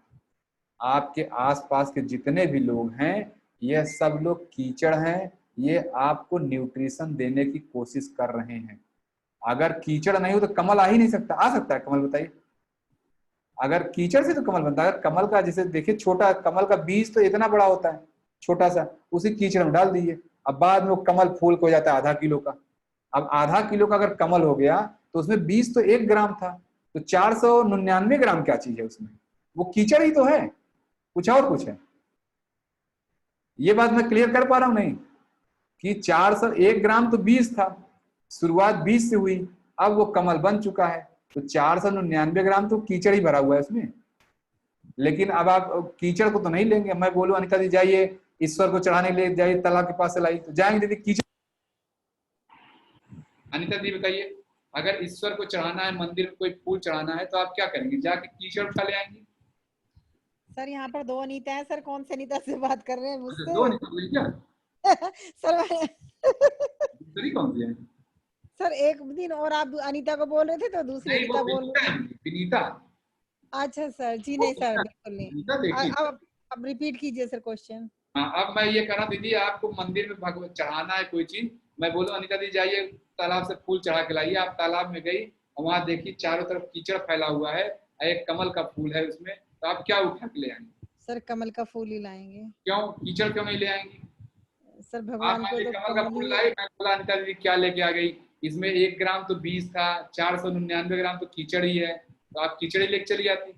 नहीं सर, उसने कीचड़ से जो भी कुछ लिया, लेकिन बन तो वो कमल गया ना, अब तो उसी में से, यानी उसी कीचड़ से न्यूट्रिशन लेके कमल बन गया, उसकी वैल्यू अब है। ये तो हम मान लेंगे कि उसमें 499 ग्राम कीचड़ ही है। हाँ जी हाँ जी हाँ जी। 499 ग्राम, 1 ग्राम ही बीज था उसका, जी अब सर। कीचड़ बन चुका है, मतलब कीचड़ से कमल बन चुका है। ठीक यही रोल इस संसार का हमारे लिए है। हमें इस संसार से न्यूट्रिशन लेना है और कमल बनना है। हमें कमल बनना का क्या मतलब है? हमें अपने अंदर अच्छे अच्छे गुण डेवलप करने हैं।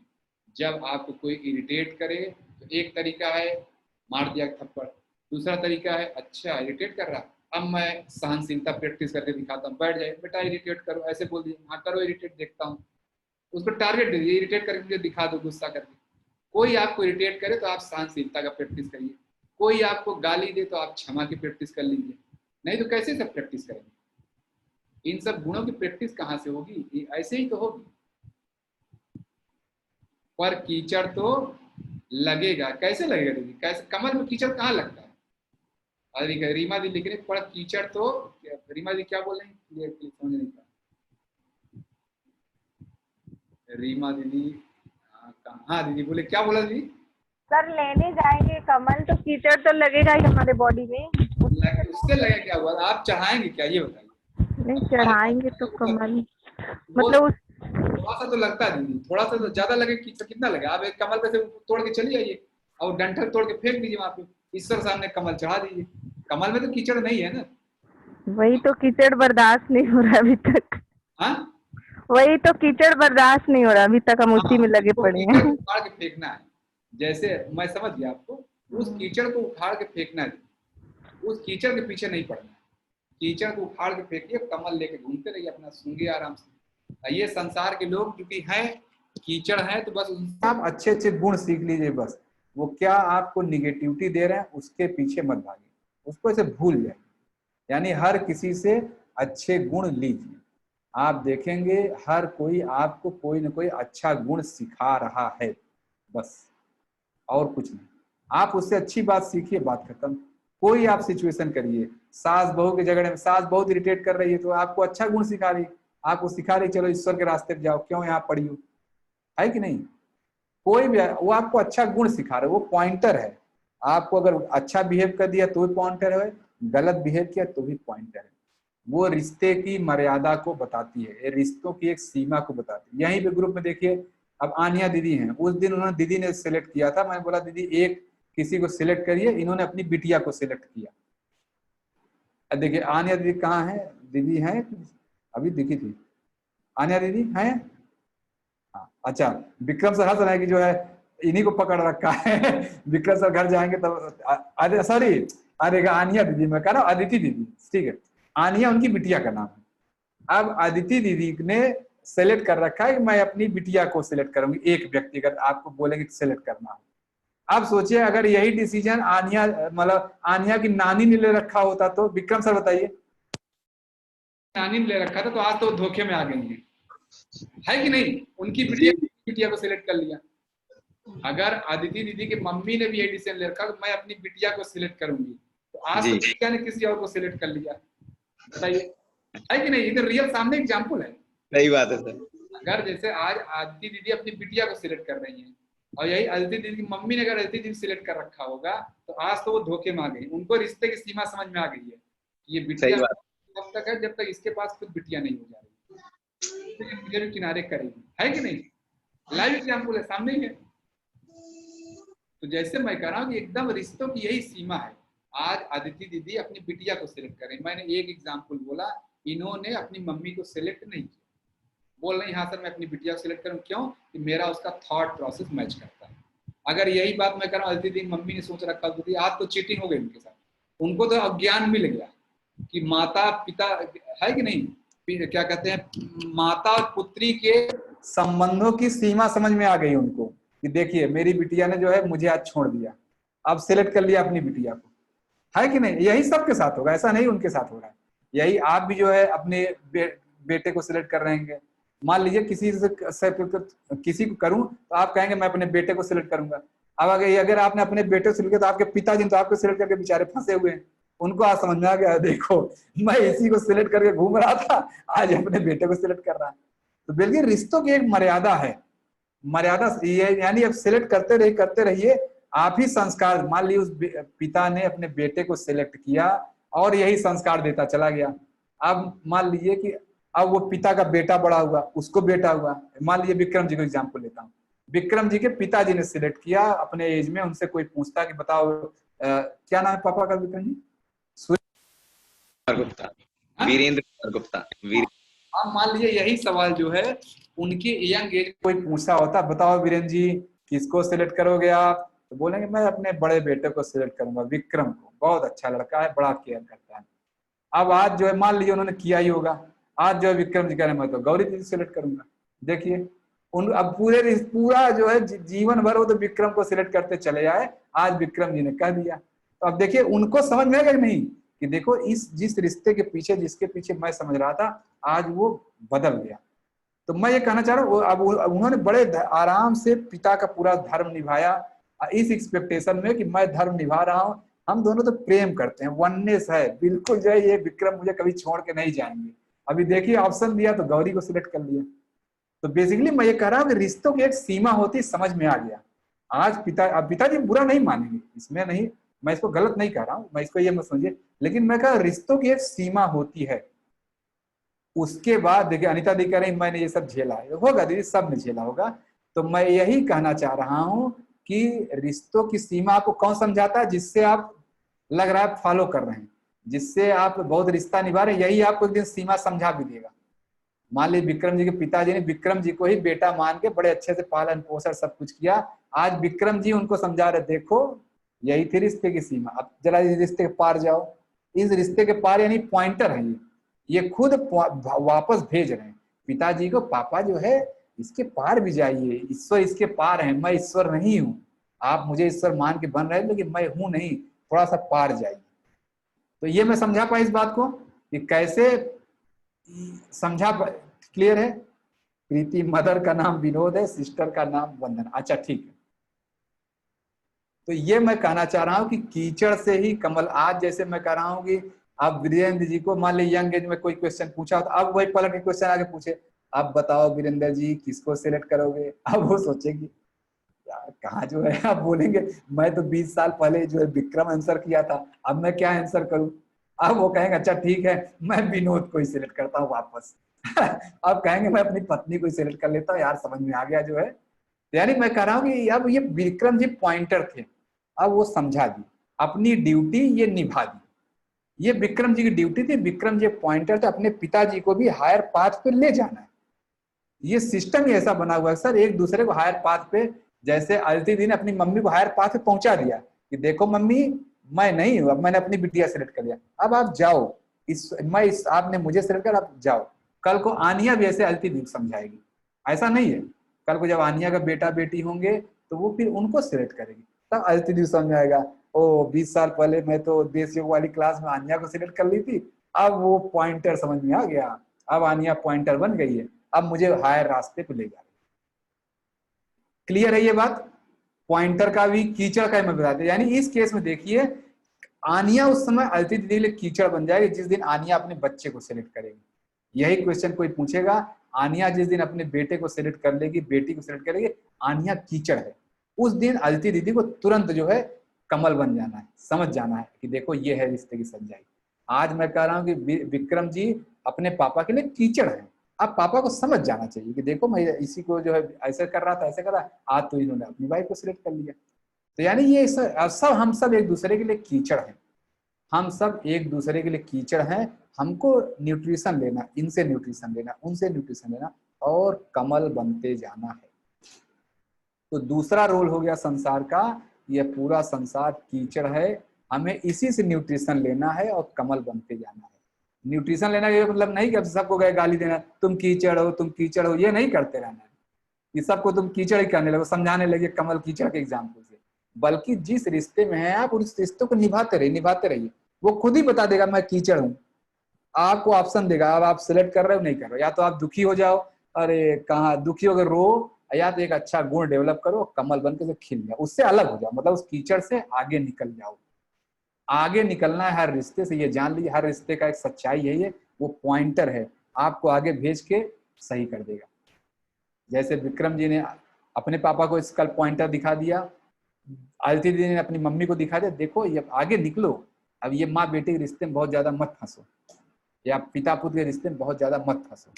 चॉइस दिया, देखिए अब उनको दिया, विशाल जी को दिया, उन्होंने शिखा दीदी को सिलेक्ट कर किया, तो देखिए दो बेटे हैं, दोनों जो है अगर ये कहिए कि दो बेटे हैं और दोनों ही अपनी पत्नी को सिलेक्ट कर ली, है कि नहीं? तो बेसिकली ये कृपा है, ये ईश्वर की कृपा है कि पापा को जल्दी समझ जाना चाहिए कि भाई देखो ये कीचड़ है, मुझे आगे बढ़ना है, मुझे इस रिश्ते में उलझना नहीं है, पिता पुत्र के रिश्ते की सच्चाई समझ में आ जानी चाहिए। यही है सर, आप विक्रम जी आप भले इस समय मैं कहूँ गौरी दीदी, दूसरा ऑप्शन जो था आप शायद रिद्धि को सिलेक्ट कर लेंगे, लेकिन एक लेवल बाद देखेंगे रिद्धि को भी जब कल बच्चे होंगे नहीं होगा, नहीं होगा, आप कितना भी होता है। आप देखिए जो इसी ग्रुप में मैं बताऊं, किसी को अनम्यूट करूं, जो यंग फूल दीदी है, फूल दीदी कहाँ घर है आपका? नहीं ये तो कनाट में मैं जानता हूँ, दूसरा घर का ओरिजिनल घर सोनीपत में अभी है। हाँ आप देखिए सोनीपत में है। अब दीदी ये बताएं, जो है एक मैं सिनेरियो बता रहा हूँ, छोटी रही होंगी, बच्चा स्कूल पढ़ता होगा, जब तक बच्चा नहीं हुआ होगा तब तक तो मम्मी के यहाँ हर सप्ताह चली जाती हूँ, हर महीने चले जाती हूँ। अब बच्चा बड़ा हो गया, 10th हाई स्कूल पढ़ रहा है, मम्मी बहुत बीमार हुई है, मम्मी बच्चे का सेशन है, स्कूल खुल गया, ये खुल गया, वो खुल गया, अब नहीं जाती है कि नहीं?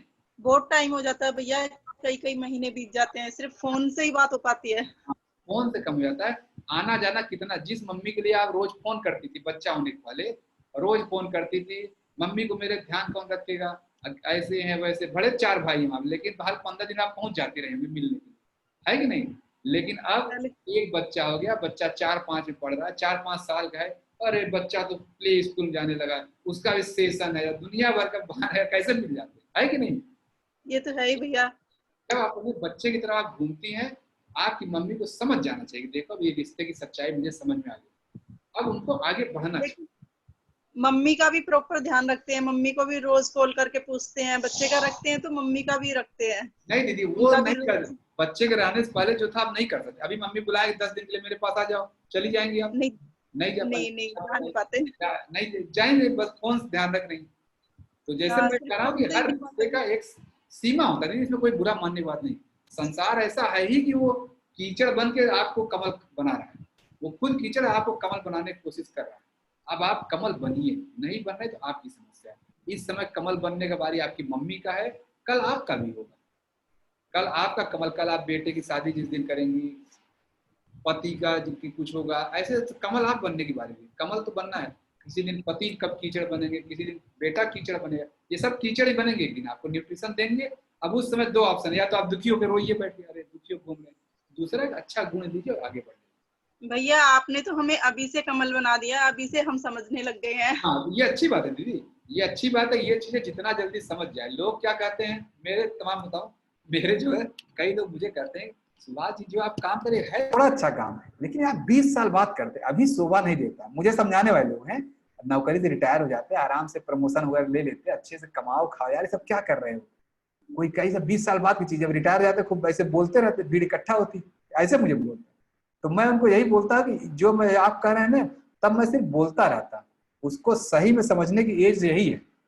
अभी अगर आप नहीं बुढ़ापे में, तो फिर ऐसे बस 1 घंटे यहाँ प्रवचन 1 घंटे वहां प्रवचन जाएंगे, बस ऐसे ताली बजाएंगे, हरे राम करके चले जाएंगे। घर में आके फिर दुखी होकर शुगर बीपी की दवाई खाएंगे और कुछ नहीं करेंगे। अभी यही सही एज है कि आप स्पिरिचुअल नॉलेज लीजिए और उसको अभ्यास में लाइए और एकदम आजाद हो जाइए। जो मैं रोज बोला, the goal is to manifest this divinity, just be free. Free होने की यही एज है। अभी से आप नहीं समझेंगे तो कैसे समझेंगे? यही सही एज है, ये नहीं कि जब बुढ़ापे में चले जाए तभी सब समझेंगे।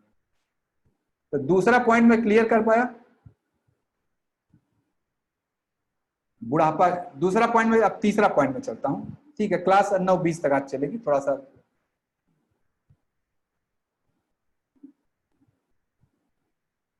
चले। दूसरा पॉइंट क्लियर है, यस लिखिए, मैं तीसरे पॉइंट चलूंगा।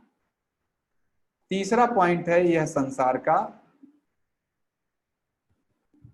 ठीक है? वो वाला मैंने बता रखा है, मुझे लग रहा है आप लोगों को जिम वाला बता रखा है, आप लोगों को बोर हो रहा होगा, ठीक है? चलिए मैं एक लाइन में ये कहूँ, ठीक है? मैं ऐसे बताता हूँ मेन एग्जाम्पल, जैसे लेवल 5 वालों को बोरियत ना हो। मैं आप लोगों को बहुत ज्यादा कहानी नहीं बताता, डायरेक्ट बताता हूँ। जनरली मैं थोड़ा सा कहानी बताता हूँ, भूमिका समझाता हूँ, अभी मैं नहीं बताता हूँ भूमिका, भी इसके बाद वाले में बताऊंगा। जैसे आप लोग फिजिकल जिम वगैरह में जाते हैं, जिम में जाते हैं, शरीर बनाते हैं, क्या बोरबेल, क्या नाम था उसका बोरडेल, विक्रम जी, बोरबेल, ऐसे जैसे ऐसे उठाते हैं, बारबेल, हाँ देखिए मैं हर बार भूल जाता हूँ, ठीक है? हाँ, बारबेल, ऐसे जिम में जाते हैं, ऐसे बारबेल उठाते हैं, ऐसे उठा उठा कैसे करते हैं, क्यों ये बन जाएगा। डंबल उठा के ऐसे करते हैं और 6 पैक बना के घूमते रहते हैं, है कि नहीं? ऐसा ऐसा करते हैं, फिर जाएंगे 1 घंटा वो करते हैं जिम, फिर ऐसे आधे घंटे तो ऐसे देखते रहते हैं। हुआ कि नहीं? कोई 1 घंटे पहले दिन करते, उसी दिन आधे घंटे देखते हैं लोग मैं ये देखा हूँ, इसलिए कह रहा हूँ आधे घंटे यही देखेंगे, नहा के आएंगे तो यही देख लेंगे। हुआ क्या? कुछ हुआ क्या? अभी पहला दिन ही हुआ है, गए हैं कुछ किए नहीं। ऐसे जिम में जाने से थोड़े हो जाएगा, समय लगता है, 2, 4, 6 महीने लगता है, लेकिन रोज यही देखते रहते हैं, कुछ हुआ क्या? तो बेसिकली जिम में जाते हैं, दुनिया भर का एक्सरसाइज वगैरह करते हैं। तो जिम में कितने लोग गए हैं? लेवल 3 वाले बताएं, 3, 4 वाले कोई जिम में जाता है? हाँ देखिए, अच्छा इनको जानता हूँ, रणविजय जी जिम में गए हैं, दिल्ली में गए हैं क्या और कहीं जिम में गए हैं? हम लोग तो सुबह वो बचपन से ही नहर कोटी पे जाया करते थे, और फिर ठीक है हाँ। और यहाँ इलाहाबाद में भी गया था, दिल्ली में भी जाता था। तो जिम में जाने का क्या उद्देश्य रहता है? फिजिकल एक्टिविटी होती है, एक्सटर्नल बॉडी को हम लोग मेंटेन करते हैं, मसल्स बनाते हैं, अपने बॉडी को ठीक करते हैं भैया। तो उससे क्या फायदा हो जाता है? एक फिजिकल एक्टिविटी अच्छी होती है कि फिजिक अच्छा बनता है, फिजिक अच्छा बनाने के लिए मसल्स होते हैं, डोले सोले होते हैं। मुझे बोलते हैं सर जिम जाया करे, मैं कहा जिम क्यों जाऊं?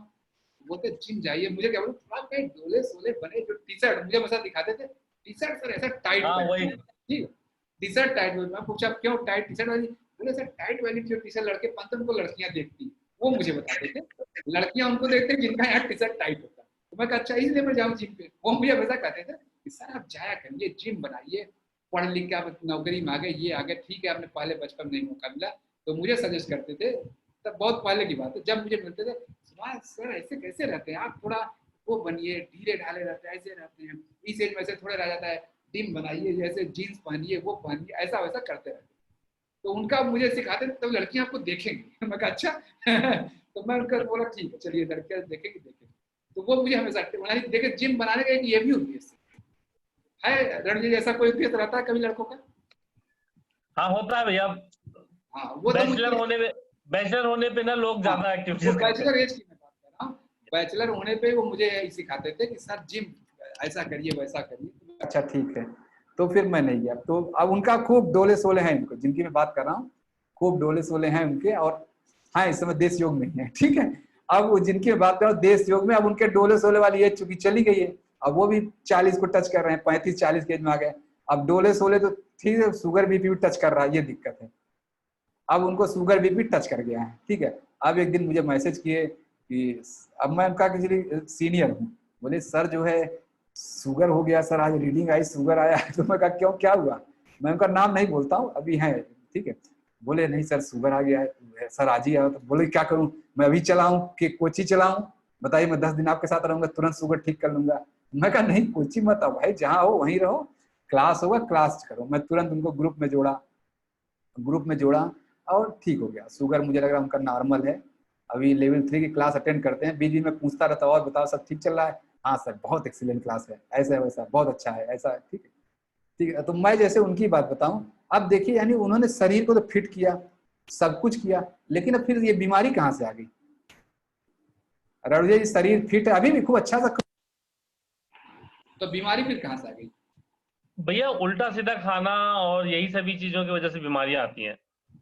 नहीं उल्टा मैं कह रहा हूँ उल्टा से खाते बहुत मेहनत भी करते, बहुत मेहनत, शरीर फिट है एकदम। अभी उनका टाइट टी शर्ट वाली है, डोले हैं, अभी ढीला टी शर्ट नहीं पहनते, टाइट वाला है उनका सब कुछ, ठीक है।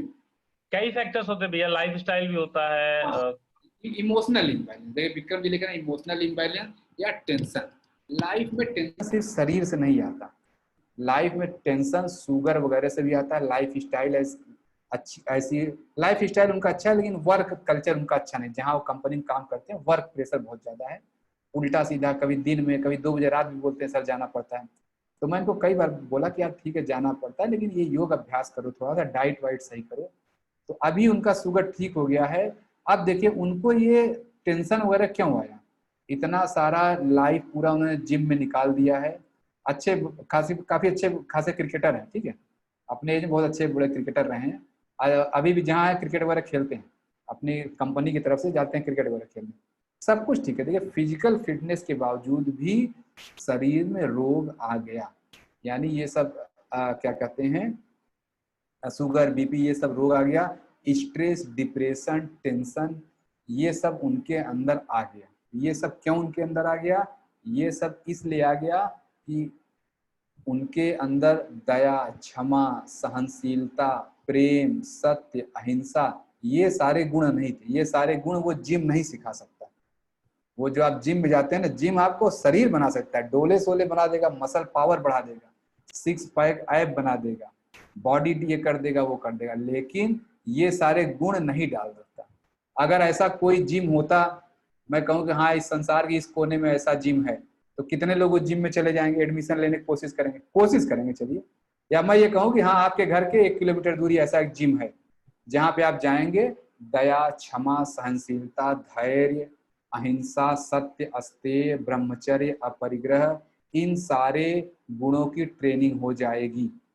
तो कितने लोग जाएंगे एडमिशन लेने के लिए? कोई है क्या कहेगा मैं नहीं जाऊंगा? सारे लोग जाएंगे एडमिशन, क्योंकि अगर आपने ट्रेनिंग ले लिया तो आपकी बीमारी खत्म, बीमारी आपका रहेगा ही नहीं। शुगर बीपी तो इसी आता है, कोई शरीर बीमारी से ले आती है, आप इन सारे गुणों की ट्रेनिंग नहीं कर रहे। सभी लोग जाएंगे, मैं भी जाऊंगा, बिल्कुल दीदी। तो यही कर रहा हूँ। अब ऐसा कोई जिम जानते हैं अंत भी कोई ऐसा जिम जानती कहीं पर है? ये तो मैं हाइपोथेटिकल सिचुएशन बोल रहा हूँ। ऐसा जिम सभी लोग चले जाएंगे। ऐसा जिम क्या है? ऐसा जिम हाँ देश योग भी है, ऐसा जिम देश योग है, ऐसा जिम यह पूरा संसार है। यह पूरा संसार आपको दया, क्षमा, सहनशीलता, सहिष्णुता, अहिंसा, सत्य, अस्तेय, इन सब गुणों की प्रैक्टिस कराता है। अगर आपको कोई हिंसा नहीं करे, आपके कोई आके आपको गाली नहीं दे, तो आप बताइए आप कैसे अहिंसा की प्रैक्टिस करेंगे? कोई आपको गाली दिया, उसने पलट के आपने 2 गाली दे दिया, तो खत्म जो है यही होता है। उसने गाली दिया 2, उसने तो 1 गाली नहीं दी, आपने 4 गाली दे दिया। वो आपकी माँ तक पहुंचा था, आप उसकी मौसी या नानी तक भी पहुंच जाते हैं गाली देके, है कि नहीं? तो जैसे मैं ये कह रहा हूँ कि गाली अगर आपको कोई नहीं देगा तो आप हिंसा की प्रैक्टिस नहीं कर पाएंगे, अहिंसा की, सॉरी। अगर कोई आके आपको इरिटेट नहीं करेगा तो आप क्षमा की प्रैक्टिस कैसे करेंगे? अगर आके कोई आपको सताएगा नहीं तो कोई आप जो है सहनशीलता की प्रैक्टिस कैसे करेंगे? इन सारे अच्छे गुणों की प्रैक्टिस के लिए जरूरी है कि कोई आके आपको सताए, कोई आपको इरिटेट करे, कोई आके परेशान करे, कोई आपको गाली दे। और संसार में चारों तरफ यही तो हो रहा है, कोई आपको गाली दे रहा है, कोई आपको इरिटेट कर रहा है, कोई आपको परेशान कर रहा है। तो जैसे आवाज से ये एक प्रैक्टिस बनाना है, जैसे ही कोई आपको इरिटेट करे, आप देखिए मुझे कौन सा गुण प्रैक्टिस करना है, वो पॉइंटर है। इरिटेट कर रहा है तो इसका मतलब आपको सहनशीलता की प्रैक्टिस करनी है। बोलो हाँ, चुपचाप करो। मैं पिछले बैच बताया था, मैं फिर से बता रहा हूँ, मैंने आज तक अपने फोन में DND कभी एक्टिवेट नहीं किया, कभी DND एक्टिवेट नहीं किया। लोग डू नॉट कॉल लगा बैठते, मुझे फोन मत करो। मैं करो फोन करो भाई, वो मुझसे कोई कॉल सेंटर वाला फोन करता है, मैं उसको आराम से बतियाता हूँ, हाँ भाई बताओ क्या है, अच्छा बताओ। तो मैं बोलेगा सर मेरा बैंक है, ये लोन ले लीजिए, बोल, तो मैं उसको यही बोलता हूँ, देखो मुझे लोन तो लेना नहीं है, लेकिन आपका एक टारगेट है कि आपको फोन भी करना है, तो आप बात करो, आप अपना टारगेट पूरा करो। आपने 2 मिनट बात किया, मैं तैयार हूँ, आप बात करो। वो आराम से, फिर कुछ क्या करे, कुछ बोलेगा ही नहीं, सर कुछ ले लीजिए। मैं उसको यही बोलता हूँ, यार आप बात करो, आपका एक टारगेट है, मैं चाहता हूँ आपका टारगेट पूरा हो। आपको 100 कॉल करनी तो आप करो कॉल, मैं होल्ड लेता हूँ, आप मुझे समझाओ जो समझाना है। तो पहले तो हंसेगा, फिर मैं कहना यार समझाओ, जो आप समझाए फोन कर समझाओ, मैं लूंगा नहीं, मैं पहले ही बता रहा हूँ, लेकिन आप समझाओ। मैं तो फिर क्या, सर पहली बार कोई ऐसा सुन रहा है, मेरी बात आप अच्छे से सुन रहे हैं। मैं कहा हाँ समझाओ। तो भाई वो अपना टारगेट, आपको अगर इरिटेट कर रहा है तो आप सहनशीलता की प्रैक्टिस है, ये भी बता रखो यहाँ से, ये बहुत काम है। लोग ऐसे करते हैं फोन, ऐसे मैंने बहुत लोग देखा है कि फोन अगर उठा लिया, कॉल सेंटर वाले का फोन है, उसको 1 घंटे गाली देंगे और यही फोन काट दीजिए, बात खत्म। 1 घंटे अपना वेस्ट करते हैं उसको गाली देने में। उससे अच्छा है उससे 2 मिनट बात सुनिए, सहनशीलता का प्रैक्टिस करिए, बात खत्म। उसने, वो तो आया आपको सहनशीलता का गुण देने के लिए, आपको सहनशीलता का न्यूट्रिशन देने के लिए आया, और आप लेने को नहीं तैयार हैं। तो मूर्ख कौन हुआ, मैं मूर्ख हुआ या वो मूर्ख हुआ? बताइए। आज से अगर आपको ऐसे फोन आता है, कोई LIC वाला फोन करता है, कोई इंश्योरेंस वाला फोन करता है, कोई बैंक वाला फोन करे, कोई टेलीकॉम वाला फोन कर दे, तो उस केस में आप उसका फोन काट के नहीं सुनते हैं, तो आप बताइए जो है आप मूर्ख हुए बुद्धिमान हुए? एकदम मूर्ख व्यक्ति। आपको सहनशीलता प्रैक्टिस करने का उसने मौका दिया कि लो सहनशील बन जाओ, आप आराम से उसको सुनो, हाँ बताओ क्या हाल है, बताओ सब ठीक है। मेरा हमेशा फिक्स रहता है, मैं सबको यही बोलता हूँ, देखो आप जो बोल रहे हैं मैं लूंगा कुछ नहीं, लेकिन चूंकि आपका टारगेट है, मैं ये बात समझता भी हूँ, आप प्लीज आप मुझे समझाओ जो समझाना है। तो वो भी हंसने लगेगा, हाँ सर, हंसेगा, इधर हंस के ठीक है सर रखिए, वो खुद ही बोल रहा है, ऐसे करके रख देगा, हाँ ठीक है सर रखिए।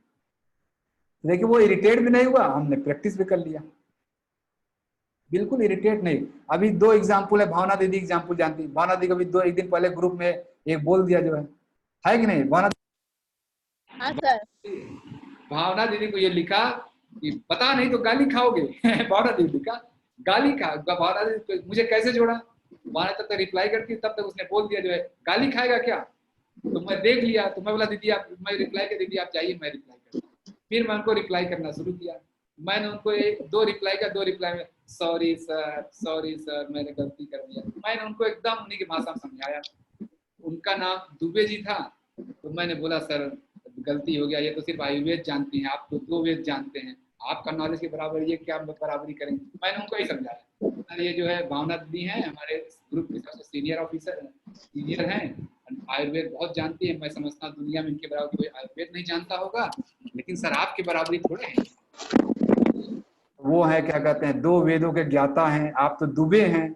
मैंने बताया आप तो दुबे, आप 2 वेदों के ज्ञाता हैं, आपका ज्ञान बराबर तो कुछ है ही नहीं। और सर अगर आपको एक गुस्सा दिला दी तो बहुत बड़ी बात है सर, जो है आप अगर इरिटेट हो गए, गुस्सा हो गए, ये तो बहुत बड़ी बात है सर, ऐसा तो होना नहीं चाहिए। कैसे आपको तो क्रोध आना नहीं चाहिए, आप तो दो वेदों के ज्ञाता।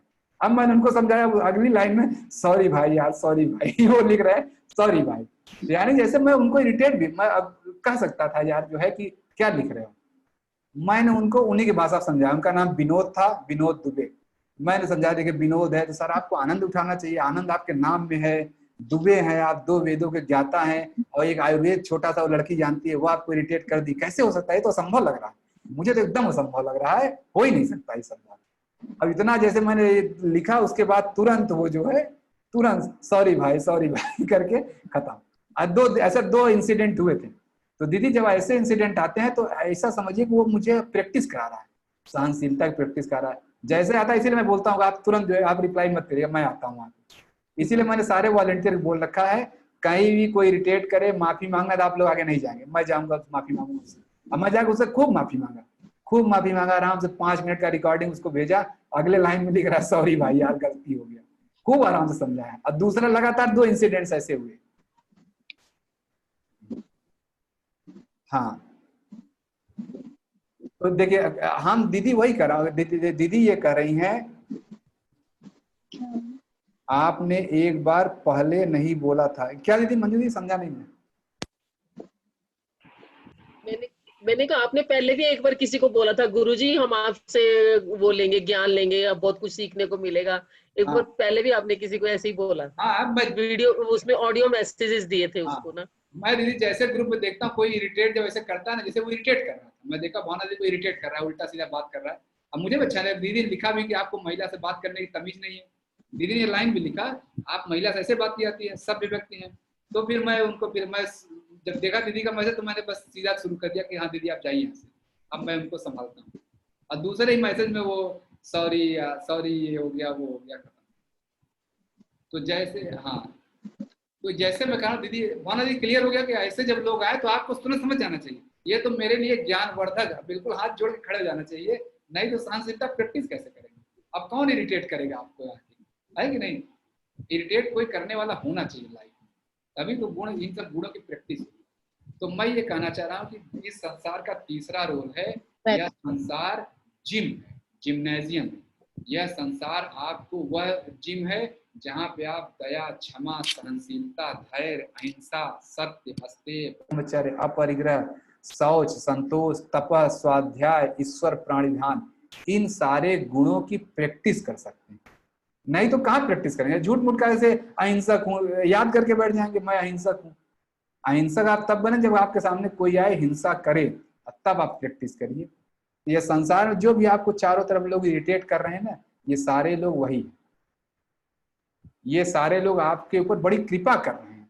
आज से जैसे कोई आपको इरिटेट करे, परेशान करे, गुस्साए, चिल्लाए, उस समय आप उसको भूल जाइए, देखिए कि मैं कौन से गुण का प्रैक्टिस करूं। आप वही गुण का प्रैक्टिस करके अपना डोले सोले बनाइए, अपना क्या डोरबेल, क्या फिर मैं नाम बोला, बोरबेल, बारबेल उठाइए, वो आपके सामने बारबेल है। यानी जब भी आपके सामने कोई ऐसा व्यक्ति मिले, आप देखा करिए किस गुण का डंबल है।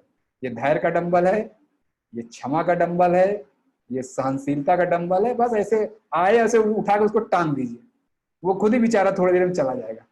वो अपना रोल अदा कर दिया। अगर दीदी मैं उनको निकाल देता तो मैं मूर्ख हो जाता। अब मैंने पूरा क्षमा की प्रैक्टिस कर लिया, आराम से रिलैक्स प्रैक्टिस करके बस उनका रोल खत्म मेरे लिए। अब वो पॉइंटर थे, मुझे इतना सिखा के आगे बढ़ गए, बात खत्म। देखिए वो भी शांत है, मैं भी शांत हूँ। उसके बाद ना उनका वो बकरे वाला एक मैसेज आया था, और तो कोई उनका मैसेज नहीं आया, ना मैंने कुछ किया। क्लियर है? अच्छा, ऊपर विनोद दीदी कह भैया जब हम एक बात कहें और दूसरा 10 बात कहे, तो बस दीदी धैर्य की प्रैक्टिस करते रहना, धैर्य का प्रैक्टिस करते रहिए, करने दीजिए। भाई कोई आदमी मूर्ख है, 10 बात वो कर रहा है, तो उससे तो उन्हीं का फेफड़ा नुकसान हो रहा है, उन्हीं का हृदय नुकसान हो रहा है, उन्हीं का लीवर नुकसान हो रहा है। अब कोई व्यक्ति अपने लीवर पे खंजर चला रहा है तो अब क्या कर सकते? समझा ही सकते मत चलाओ मत चलाओ। अब चला रहा है, चलाने दीजिए, छोड़िए आराम से। आप तो अपना क्षमा की प्रैक्टिस करिए बस। मैं क्लास करने लगती हूँ तब द्रव्य अच्छा अच्छा ये बात है, ठीक है। तो ये क्लियर हो गया।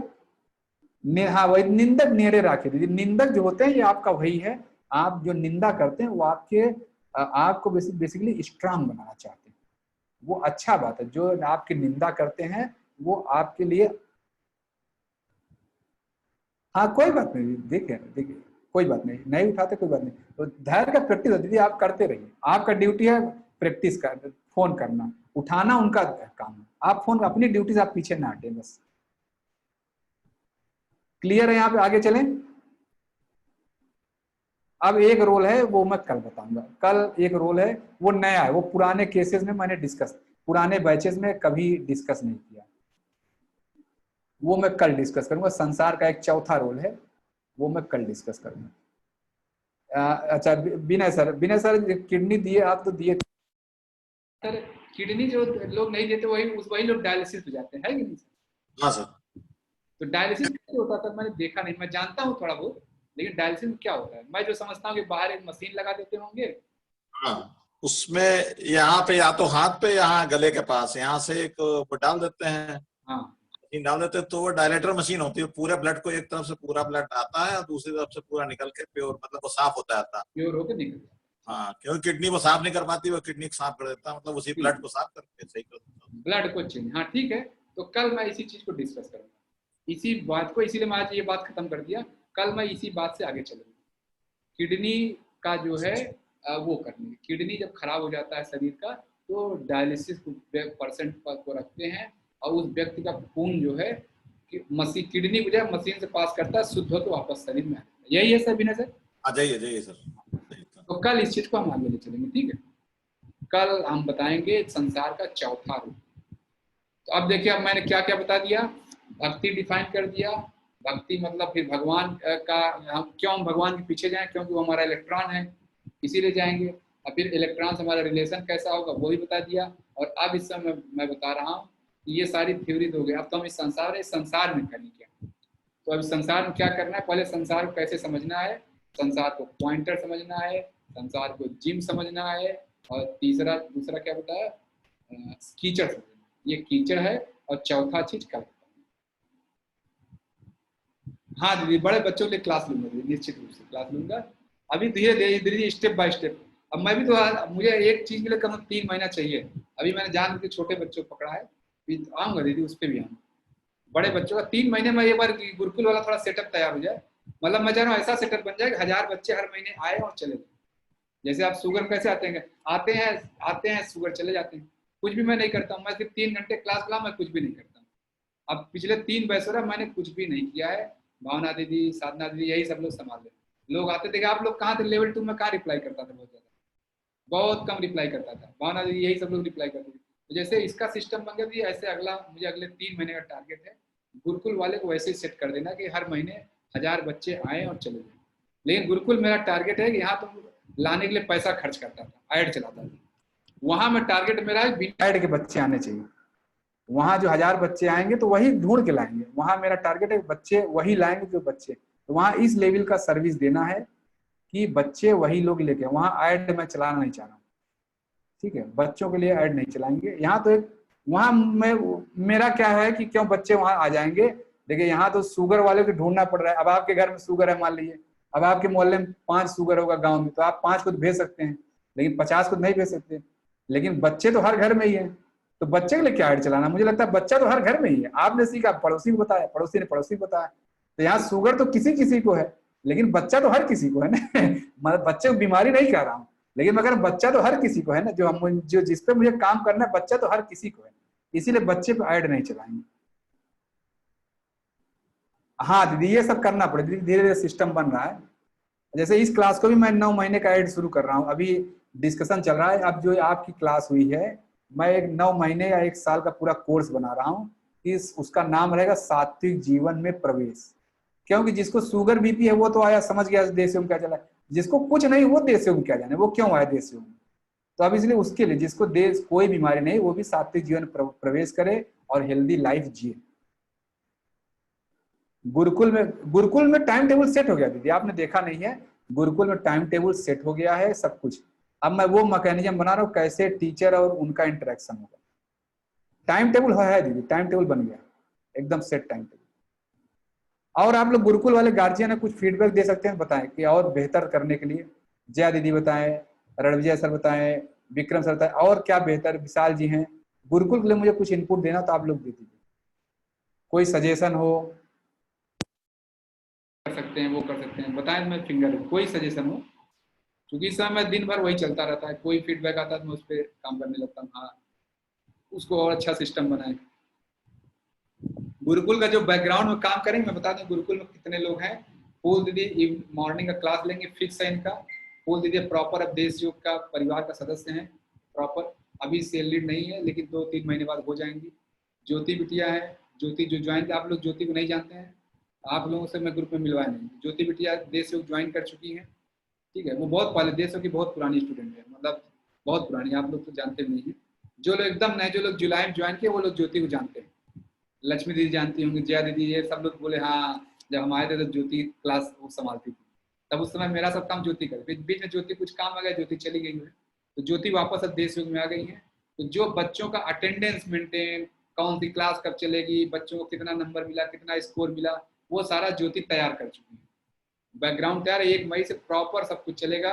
आपने फोटो लगाया तो 3 नंबर, मुंह से बोला तो 1 नंबर, ऐसा मैंने बता दिया कब किसको कितना नंबर देना। तो पर डे हर बच्चे को 50 नंबर या 60 नंबर पे एक वो चलेगा, मतलब कि वॉच किया जाएगा। जैसे आप लोग आए शुरू में 1 महीने, अब आपने खाना पीना देखा आपका, फिर अब 1 महीने बाद थोड़े लेवल 3 में कहाँ खाना देखता हूँ, कौन खा पी रहा है।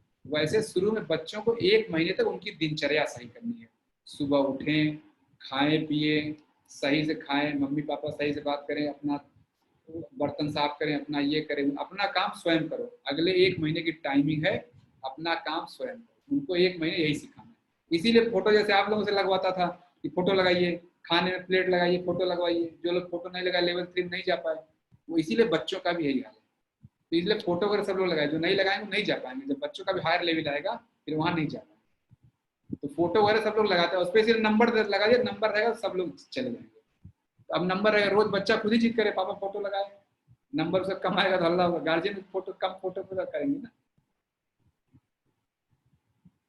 व्हाट्सएप क्लास जब हम लोग जानते नहीं, लॉन्ग टर्म में वही है कि एप्लीकेशन बनना है। एप्लीकेशन जब थोड़ा 2-4 मतलब ऐसा हो जाए कि 200-400-500 बच्चे आ गए गुरुकुल में परमानेंट हो गए, तब एक एप्लीकेशन बना लेंगे, ठीक है।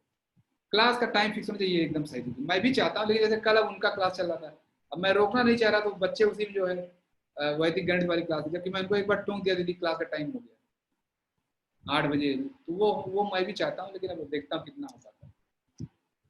बच्चों को फोन देना मुश्किल है, तो अब कैसे करें दीदी? तो फोन पे ही तो होगा, और कैसे हो सकता है? और क्या हो सकता है दीदी? ऑनलाइन क्लास चलनी है तो कैसे हो सकता है?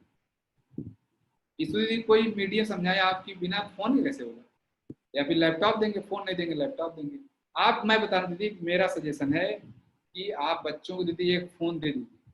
आप देश योग में जैसे फूल दीदी करें, भैया आपने हमें कमल बना दिया है, आप विश्वास माने कि 1 महीने बाद बच्चा आपका फोन में कोई गलत काम एक्टिविटी नहीं करेगा। इतना मैं उसको बिजी कर दूंगा कि उसको और काम के लिए समय नहीं बचेगा।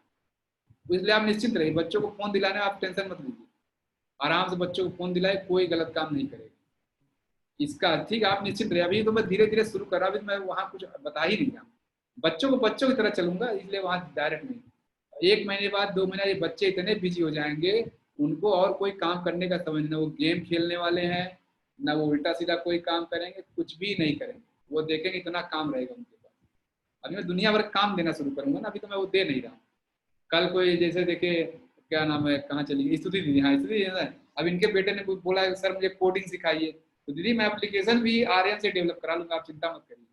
देश योग का एप्लीकेशन मैं आर्यन से डेवलप करा लूंगा, मुझे कोडिंग नहीं आती, लेकिन मैं आर्यन से करा लूंगा, ये मुझे पता है। तो वीकली टाइम टेबल पहले से फिक्स है, एकदम सही करें, मैंने तो पहले फिक्स कर रखा। वीकली टाइम टेबल दीदी ये तो फिक्स है, सब कुछ फिक्स हो चुका है। अब सिर्फ हर मंथ के एक्सपर्ट बदलने वाले हैं, हर वीक के। जैसे इस वीक के एक्सपर्ट हैं संध्या दीदी हैं, ये शैलेंद्र सर की वाइफ है संध्या दीदी। मैं अभी मैसेज चलाना भूल गया, मैसेज अभी लिख दूंगा। अभी मैं इसलिए भी नहीं बोल रहा हूँ सैटरडे से दीदी का क्लास चलेगा, लेकिन मैं चाह रहा हूँ जो रजिस्टर्ड लोग हैं वही आए, और कोई नहीं, ठीक है। तो ये होगा। अगले वीक के जो एक्सपर्ट है मैं बता रहा हूँ, जो मुदित मिश्र मेरे फ्रेंड हैं, इस्लाम के बहुत बड़े एक्सपर्ट हैं, तो मैं उनको बुला रहा हूँ कि बच्चों को 1 घंटे रमजान के बारे में बताइए, रमजान का महत्व बताइए। ठीक है, जानबूझ के मैं किसी मुस्लिम स्कॉलर को भी ला सकता था, लेकिन तब लोग क्वेश्चन करेंगे। अभी हिंदू स्कॉलर अगर रमजान के बारे में बोले तब चुपचाप लोग शांति सुनेंगे, जानबूझ के नहीं। मैं मुस्लिम स्कॉलर मुझे लाने में कोई दिक्कत नहीं, मैं बहुत लोग जानता हूँ, उनको लाऊंगा तो लोग क्वेश्चन करेंगे कि देखो यहाँ देश में क्या हो रहा है। मैं जानता हूँ एक नेचर है, लेकिन जब कोई हिंदू स्कॉलर आएगा, जिनका बात कर रहा हूँ मुदित मिश्र विपस्सी, बहुत बड़े इस्लाम के स्कॉलर हैं, पूरे इंडिया में घूम घूम के तमाम जगह पे वो भाषण वगैरह देते हैं इस्लाम पे, बहुत सारे उनको अवार्ड मिले हैं, बहुत सारे अवार्ड मिले हैं इस्लाम को सही से व्याख्या करने के लिए। ठीक है, क्या हम लोग भी आ सकें? बिल्कुल, उस वाली क्लास में दीदी आऊंगा, इस्लाम वाली क्लास में सब लोगों को आमंत्रित करूंगा, आप सब लोग आएंगे। वो तो रमजान तो सब कुछ नहीं, रमजान मैं भी अच्छे समझा सकता हूँ, मैं यम नियम में उसको जोड़ता हूँ। रमजान मतलब यम नियम और कुछ नहीं।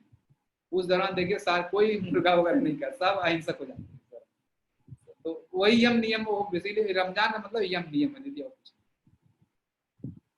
11-12 की क्लास भी चलनी चाहिए। हाँ दीदी रखें, पहले बच्चों का सेट हो जाए, फिर अगला टारगेट बुजुर्गों का है, फिर उसके बाद आ जाए। एक एक सेगमेंट के लिए चाहिए, मतलब कम 3-4 महीने चाहिए एक एक लाइव से सेगमेंट के लिए। मैं तो उसके हिसाब चल रहा हूँ। हाँ, एक एक सेगमेंट 3-4 महीने काम करेंगे तब तैयार होगा। ऐसा हो जाएगा 3 साल बाद 2 साल बाद ऐसा हो जाएगा कि देश में पूरा परिवार इंगेज रहेगा। पिताजी किसी और इंगेज में ग्रुप में रहेंगे, पुत्र किसी और ग्रुप में रहेगा, मम्मी किसी और ग्रुप में रहेंगे, दादाजी किसी और ग्रुप में रहेंगे। ये टारगेट है मेरा कि पूरा परिवार देश से रहे। तो हर परिवार, हर सदस्य के लिए कुछ चाहिए ना, तभी तो आएंगे। दादाजी का ग्रुप अलग नहीं रहेगा, दादाजी यहाँ क्या करेंगे? तो मैं उस हिसाब से चल रहा हूँ कि एक एक सेगमेंट को पकड़ के उस तरह करना, उनके जरूरत चाहिए, उस एज में क्या चाहिए लोगों वो। टीनेजर लिए बहुत जरूरी, मैं जानता हूँ टीनेजर वास्तव में बहुत जरूरी, टीनेजर लिए बहुत जरूरी, मैं समझ रहा हूँ। टीनेजर के लिए मैं क्लास लूंगा, टीनेजर के लिए ब्रह्मचर्य क्लास बहुत जरूरी है, जो कम से कम 10 साल से लेके 18-20 साल तक के बच्चों को ब्रह्मचर्य बहुत जरूरी है।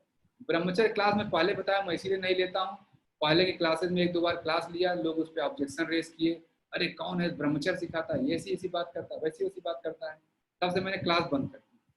ब्रह्मचर्य की मैं 2-3 बार क्लास ले चुका। जो लोग क्लास में आए वो तो कहते सर बड़ी अच्छी क्लास है, आपने ऐसी कोई बात ही नहीं बताई, तो आज तक मुझे किसी ने समझाया नहीं, ऐसे लोग बताते हैं। तो ब्रह्मचर्य क्लास में लूंगा, वो जब क्लास लूंगा तब मैं फिर उसमें आप लोगों से कुछ साइन भी कराऊंगा कि भाई आप लोग अपनी कंसेंट भेजें, कल को मुझे ये कोई नहीं सुने, क्योंकि ये मैं सुन चुका, इसलिए मैंने उस दिन से ब्रह्मचर्य क्लास बंद कर दिया। तकरीबन 1.5 साल से मैंने ब्रह्मचर्य क्लास नहीं ली, 1.5 क्या ज़्यादा हो गया, मुझे लग रहा है 2-2.5 साल हो गया। 2-2.5 साल से मैंने ब्रह्मचर्य क्लास ली ही नहीं। 2-3 बैच लिया अभी तक ब्रह्मचर्य का। नेसेसरी है दीदी, लेकिन मैं जानता हूँ नेसेसरी होने के बावजूद लोग क्या समझते हैं कि पता नहीं क्या सिखा दे रहे हैं, पता नहीं क्या बता दे रहे हैं। मैंने लड़कों की 2 ब्रह्मचर्य क्लास ली, 1 क्लास ली थी लड़कियों की क्लास ली थी, उसमें सब यंग एज की 20-22-23 साल की लड़कियाँ थी, 7-8 लड़कियाँ थी, उनको मैंने पूरा क्लास ली, उनको पूरा सब कुछ बताया जो ब्रह्मचर्य बोलते हैं। और सब यही कह भैया ये ज्ञान मुझे 5 साल पहले क्यों नहीं मिला, अब तो ऐसा हो गया वैसा हो, जो भी है बंद करने बहुत सारी बातें हो गई। लेकिन मैं कह रहा हूँ कि हाँ वास्तव में बहुत जरूरी है, ब्रह्मचर्य की जरूरत यंग जनरेशन में बहुत ज़्यादा। हाँ दीदी, ये तो मोबाइल कंपनियों का ही फायदा होगा, सब अलग अलग मोबाइल लेना पड़ेगा। जब पूरा परिवार देश से उमड़ा तो तुम्हें मोबाइल चाहिए ना, नहीं तो लड़ाई हो जाएगा। देश से लड़ाई कारण नहीं बनना है, तब तक मोबाइल चिंता मत करिए, तब देश से उसे कोई मोबाइल आ जाएगा, चिंता मत करिए। हंसते हैं, हाँ तो सब हो जाएगा।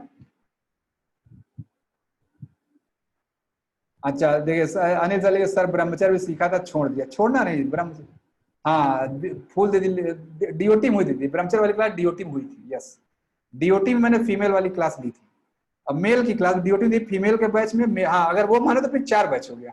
मैं डीओटी का बैच काउंट ही नहीं कर रहा हूँ। मैं नेहरू विहार जहाँ वो IAS वाले स्टूडेंट आए थे वहाँ मैंने 2 क्लास स्टूडेंट की ली थी। बाद में फीमेल वाली क्लास बहुत सारी लड़कियां, सर बहुत अच्छा क्लास था, बहुत लोग बता रहे हैं एक बार दोबारा और क्लास लीजिए और क्लास लीजिए, फिर मैं नहीं लिया। बहुत सारी लड़कियां पीछे पड़ी थी ना सर, सब बता रहे हैं बहुत अच्छा सिखा दिया आपने, कुछ बताइए, फिर मैंने वो क्लास नहीं ली। क्योंकि भाई वो सब यंग एज की लड़कियां, उसी कोई बोल दे कुछ ये कर दे, मैं तो अच्छी बातें बता रहा हूँ, लेकिन होता नहीं होम करके हवन नहीं, मतलब सॉरी क्या कहते हैं, होम करने में हाथ नहीं जलना चाहिए ना। हाथ तो बजाय होम करना थोड़ी हम आगे में हाथ डाल देंगे कि कल को होम तो कर रहे हैं, सही बात है, हम अच्छी बातें सिखा रहे हैं, लेकिन उसी में कोई पता चला कोई लड़के का पिताजी खड़े हो जाए, लड़की मम्मी खड़े हो जाए, क्या सिखा रहे हैं मेरी बच्ची को। अरे ये बातें कोई सिखाने की बातें हैं? यही बातें सिखाने के, नहीं समझ लेगी तो उसका जीवन सुधर जाएगा। हाँ दीदी यही टारगेट है।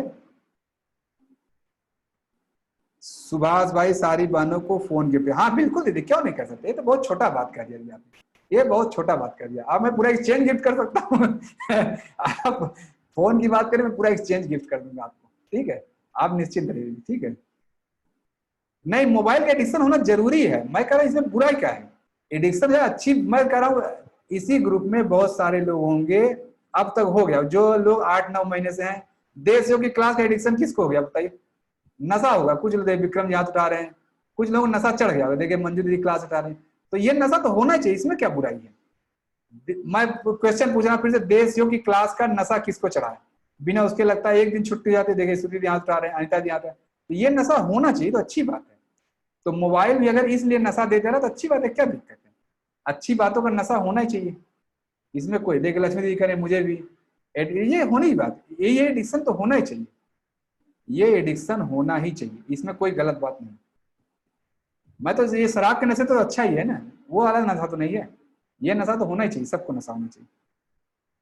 हाँ, गुड एडिक्शन होना चाहिए बिल्कुल रूप से, इन सब क्लासेस का नशा होना चाहिए, इसमें कोई बुराई नहीं। ठीक है, मैं क्लास को एंड कर रहा हूँ, चूंकि मैं ही स्ट्रिक्ट टाइम की बात कर रहा हूँ, और 9:40 हो गया, 9:20 मैं सोचा था क्लास एंड करना। ठीक है, शिवरात्रि शुभरात्रि। कल मुझे याद दिलाएगा कि उसके बारे में क्या कहते हैं, डायलिसिस के बारे में बोलना है, मुझे बस याद दिलाएगा, ऐसा ना मैं वो टॉपिक आगे निकल जाए। ठीक है, बस डायलिसिस एक लाइन लिख दीजिएगा बस। ठीक है, नमस्ते सभी को, शिवरात्रि शुभरात्रि, जय श्री कृष्ण। आप लोग क्लास लेकिन वो सब होगा, मैं देखता हूँ। ठीक है, चलिए, जो ब्रह्मचर्य वाली क्लास है, मैं खुद उसके लिए बहुत प्रिपरेशन कर रहा हूँ, जो मैं आपको बातें बताऊंगा मैं खुद अभ्यास कर रहा हूँ इस समय। जब मेरा 6 महीने बीत जाएगा तब फिर मैं आपकी क्लास लूंगा, मैं उस समय उस अभ्यास में, मैं चाह रहा हूँ ऐसा नहीं मैं आपको ज्ञान बांटता रहूँ, मैं खुद ही न करूँ। तो मेरा 4 महीना हो गया, अभी मैं 2 महीने और बिताना है तब। ठीक है, नमस्ते सभी को, जय श्री कृष्ण।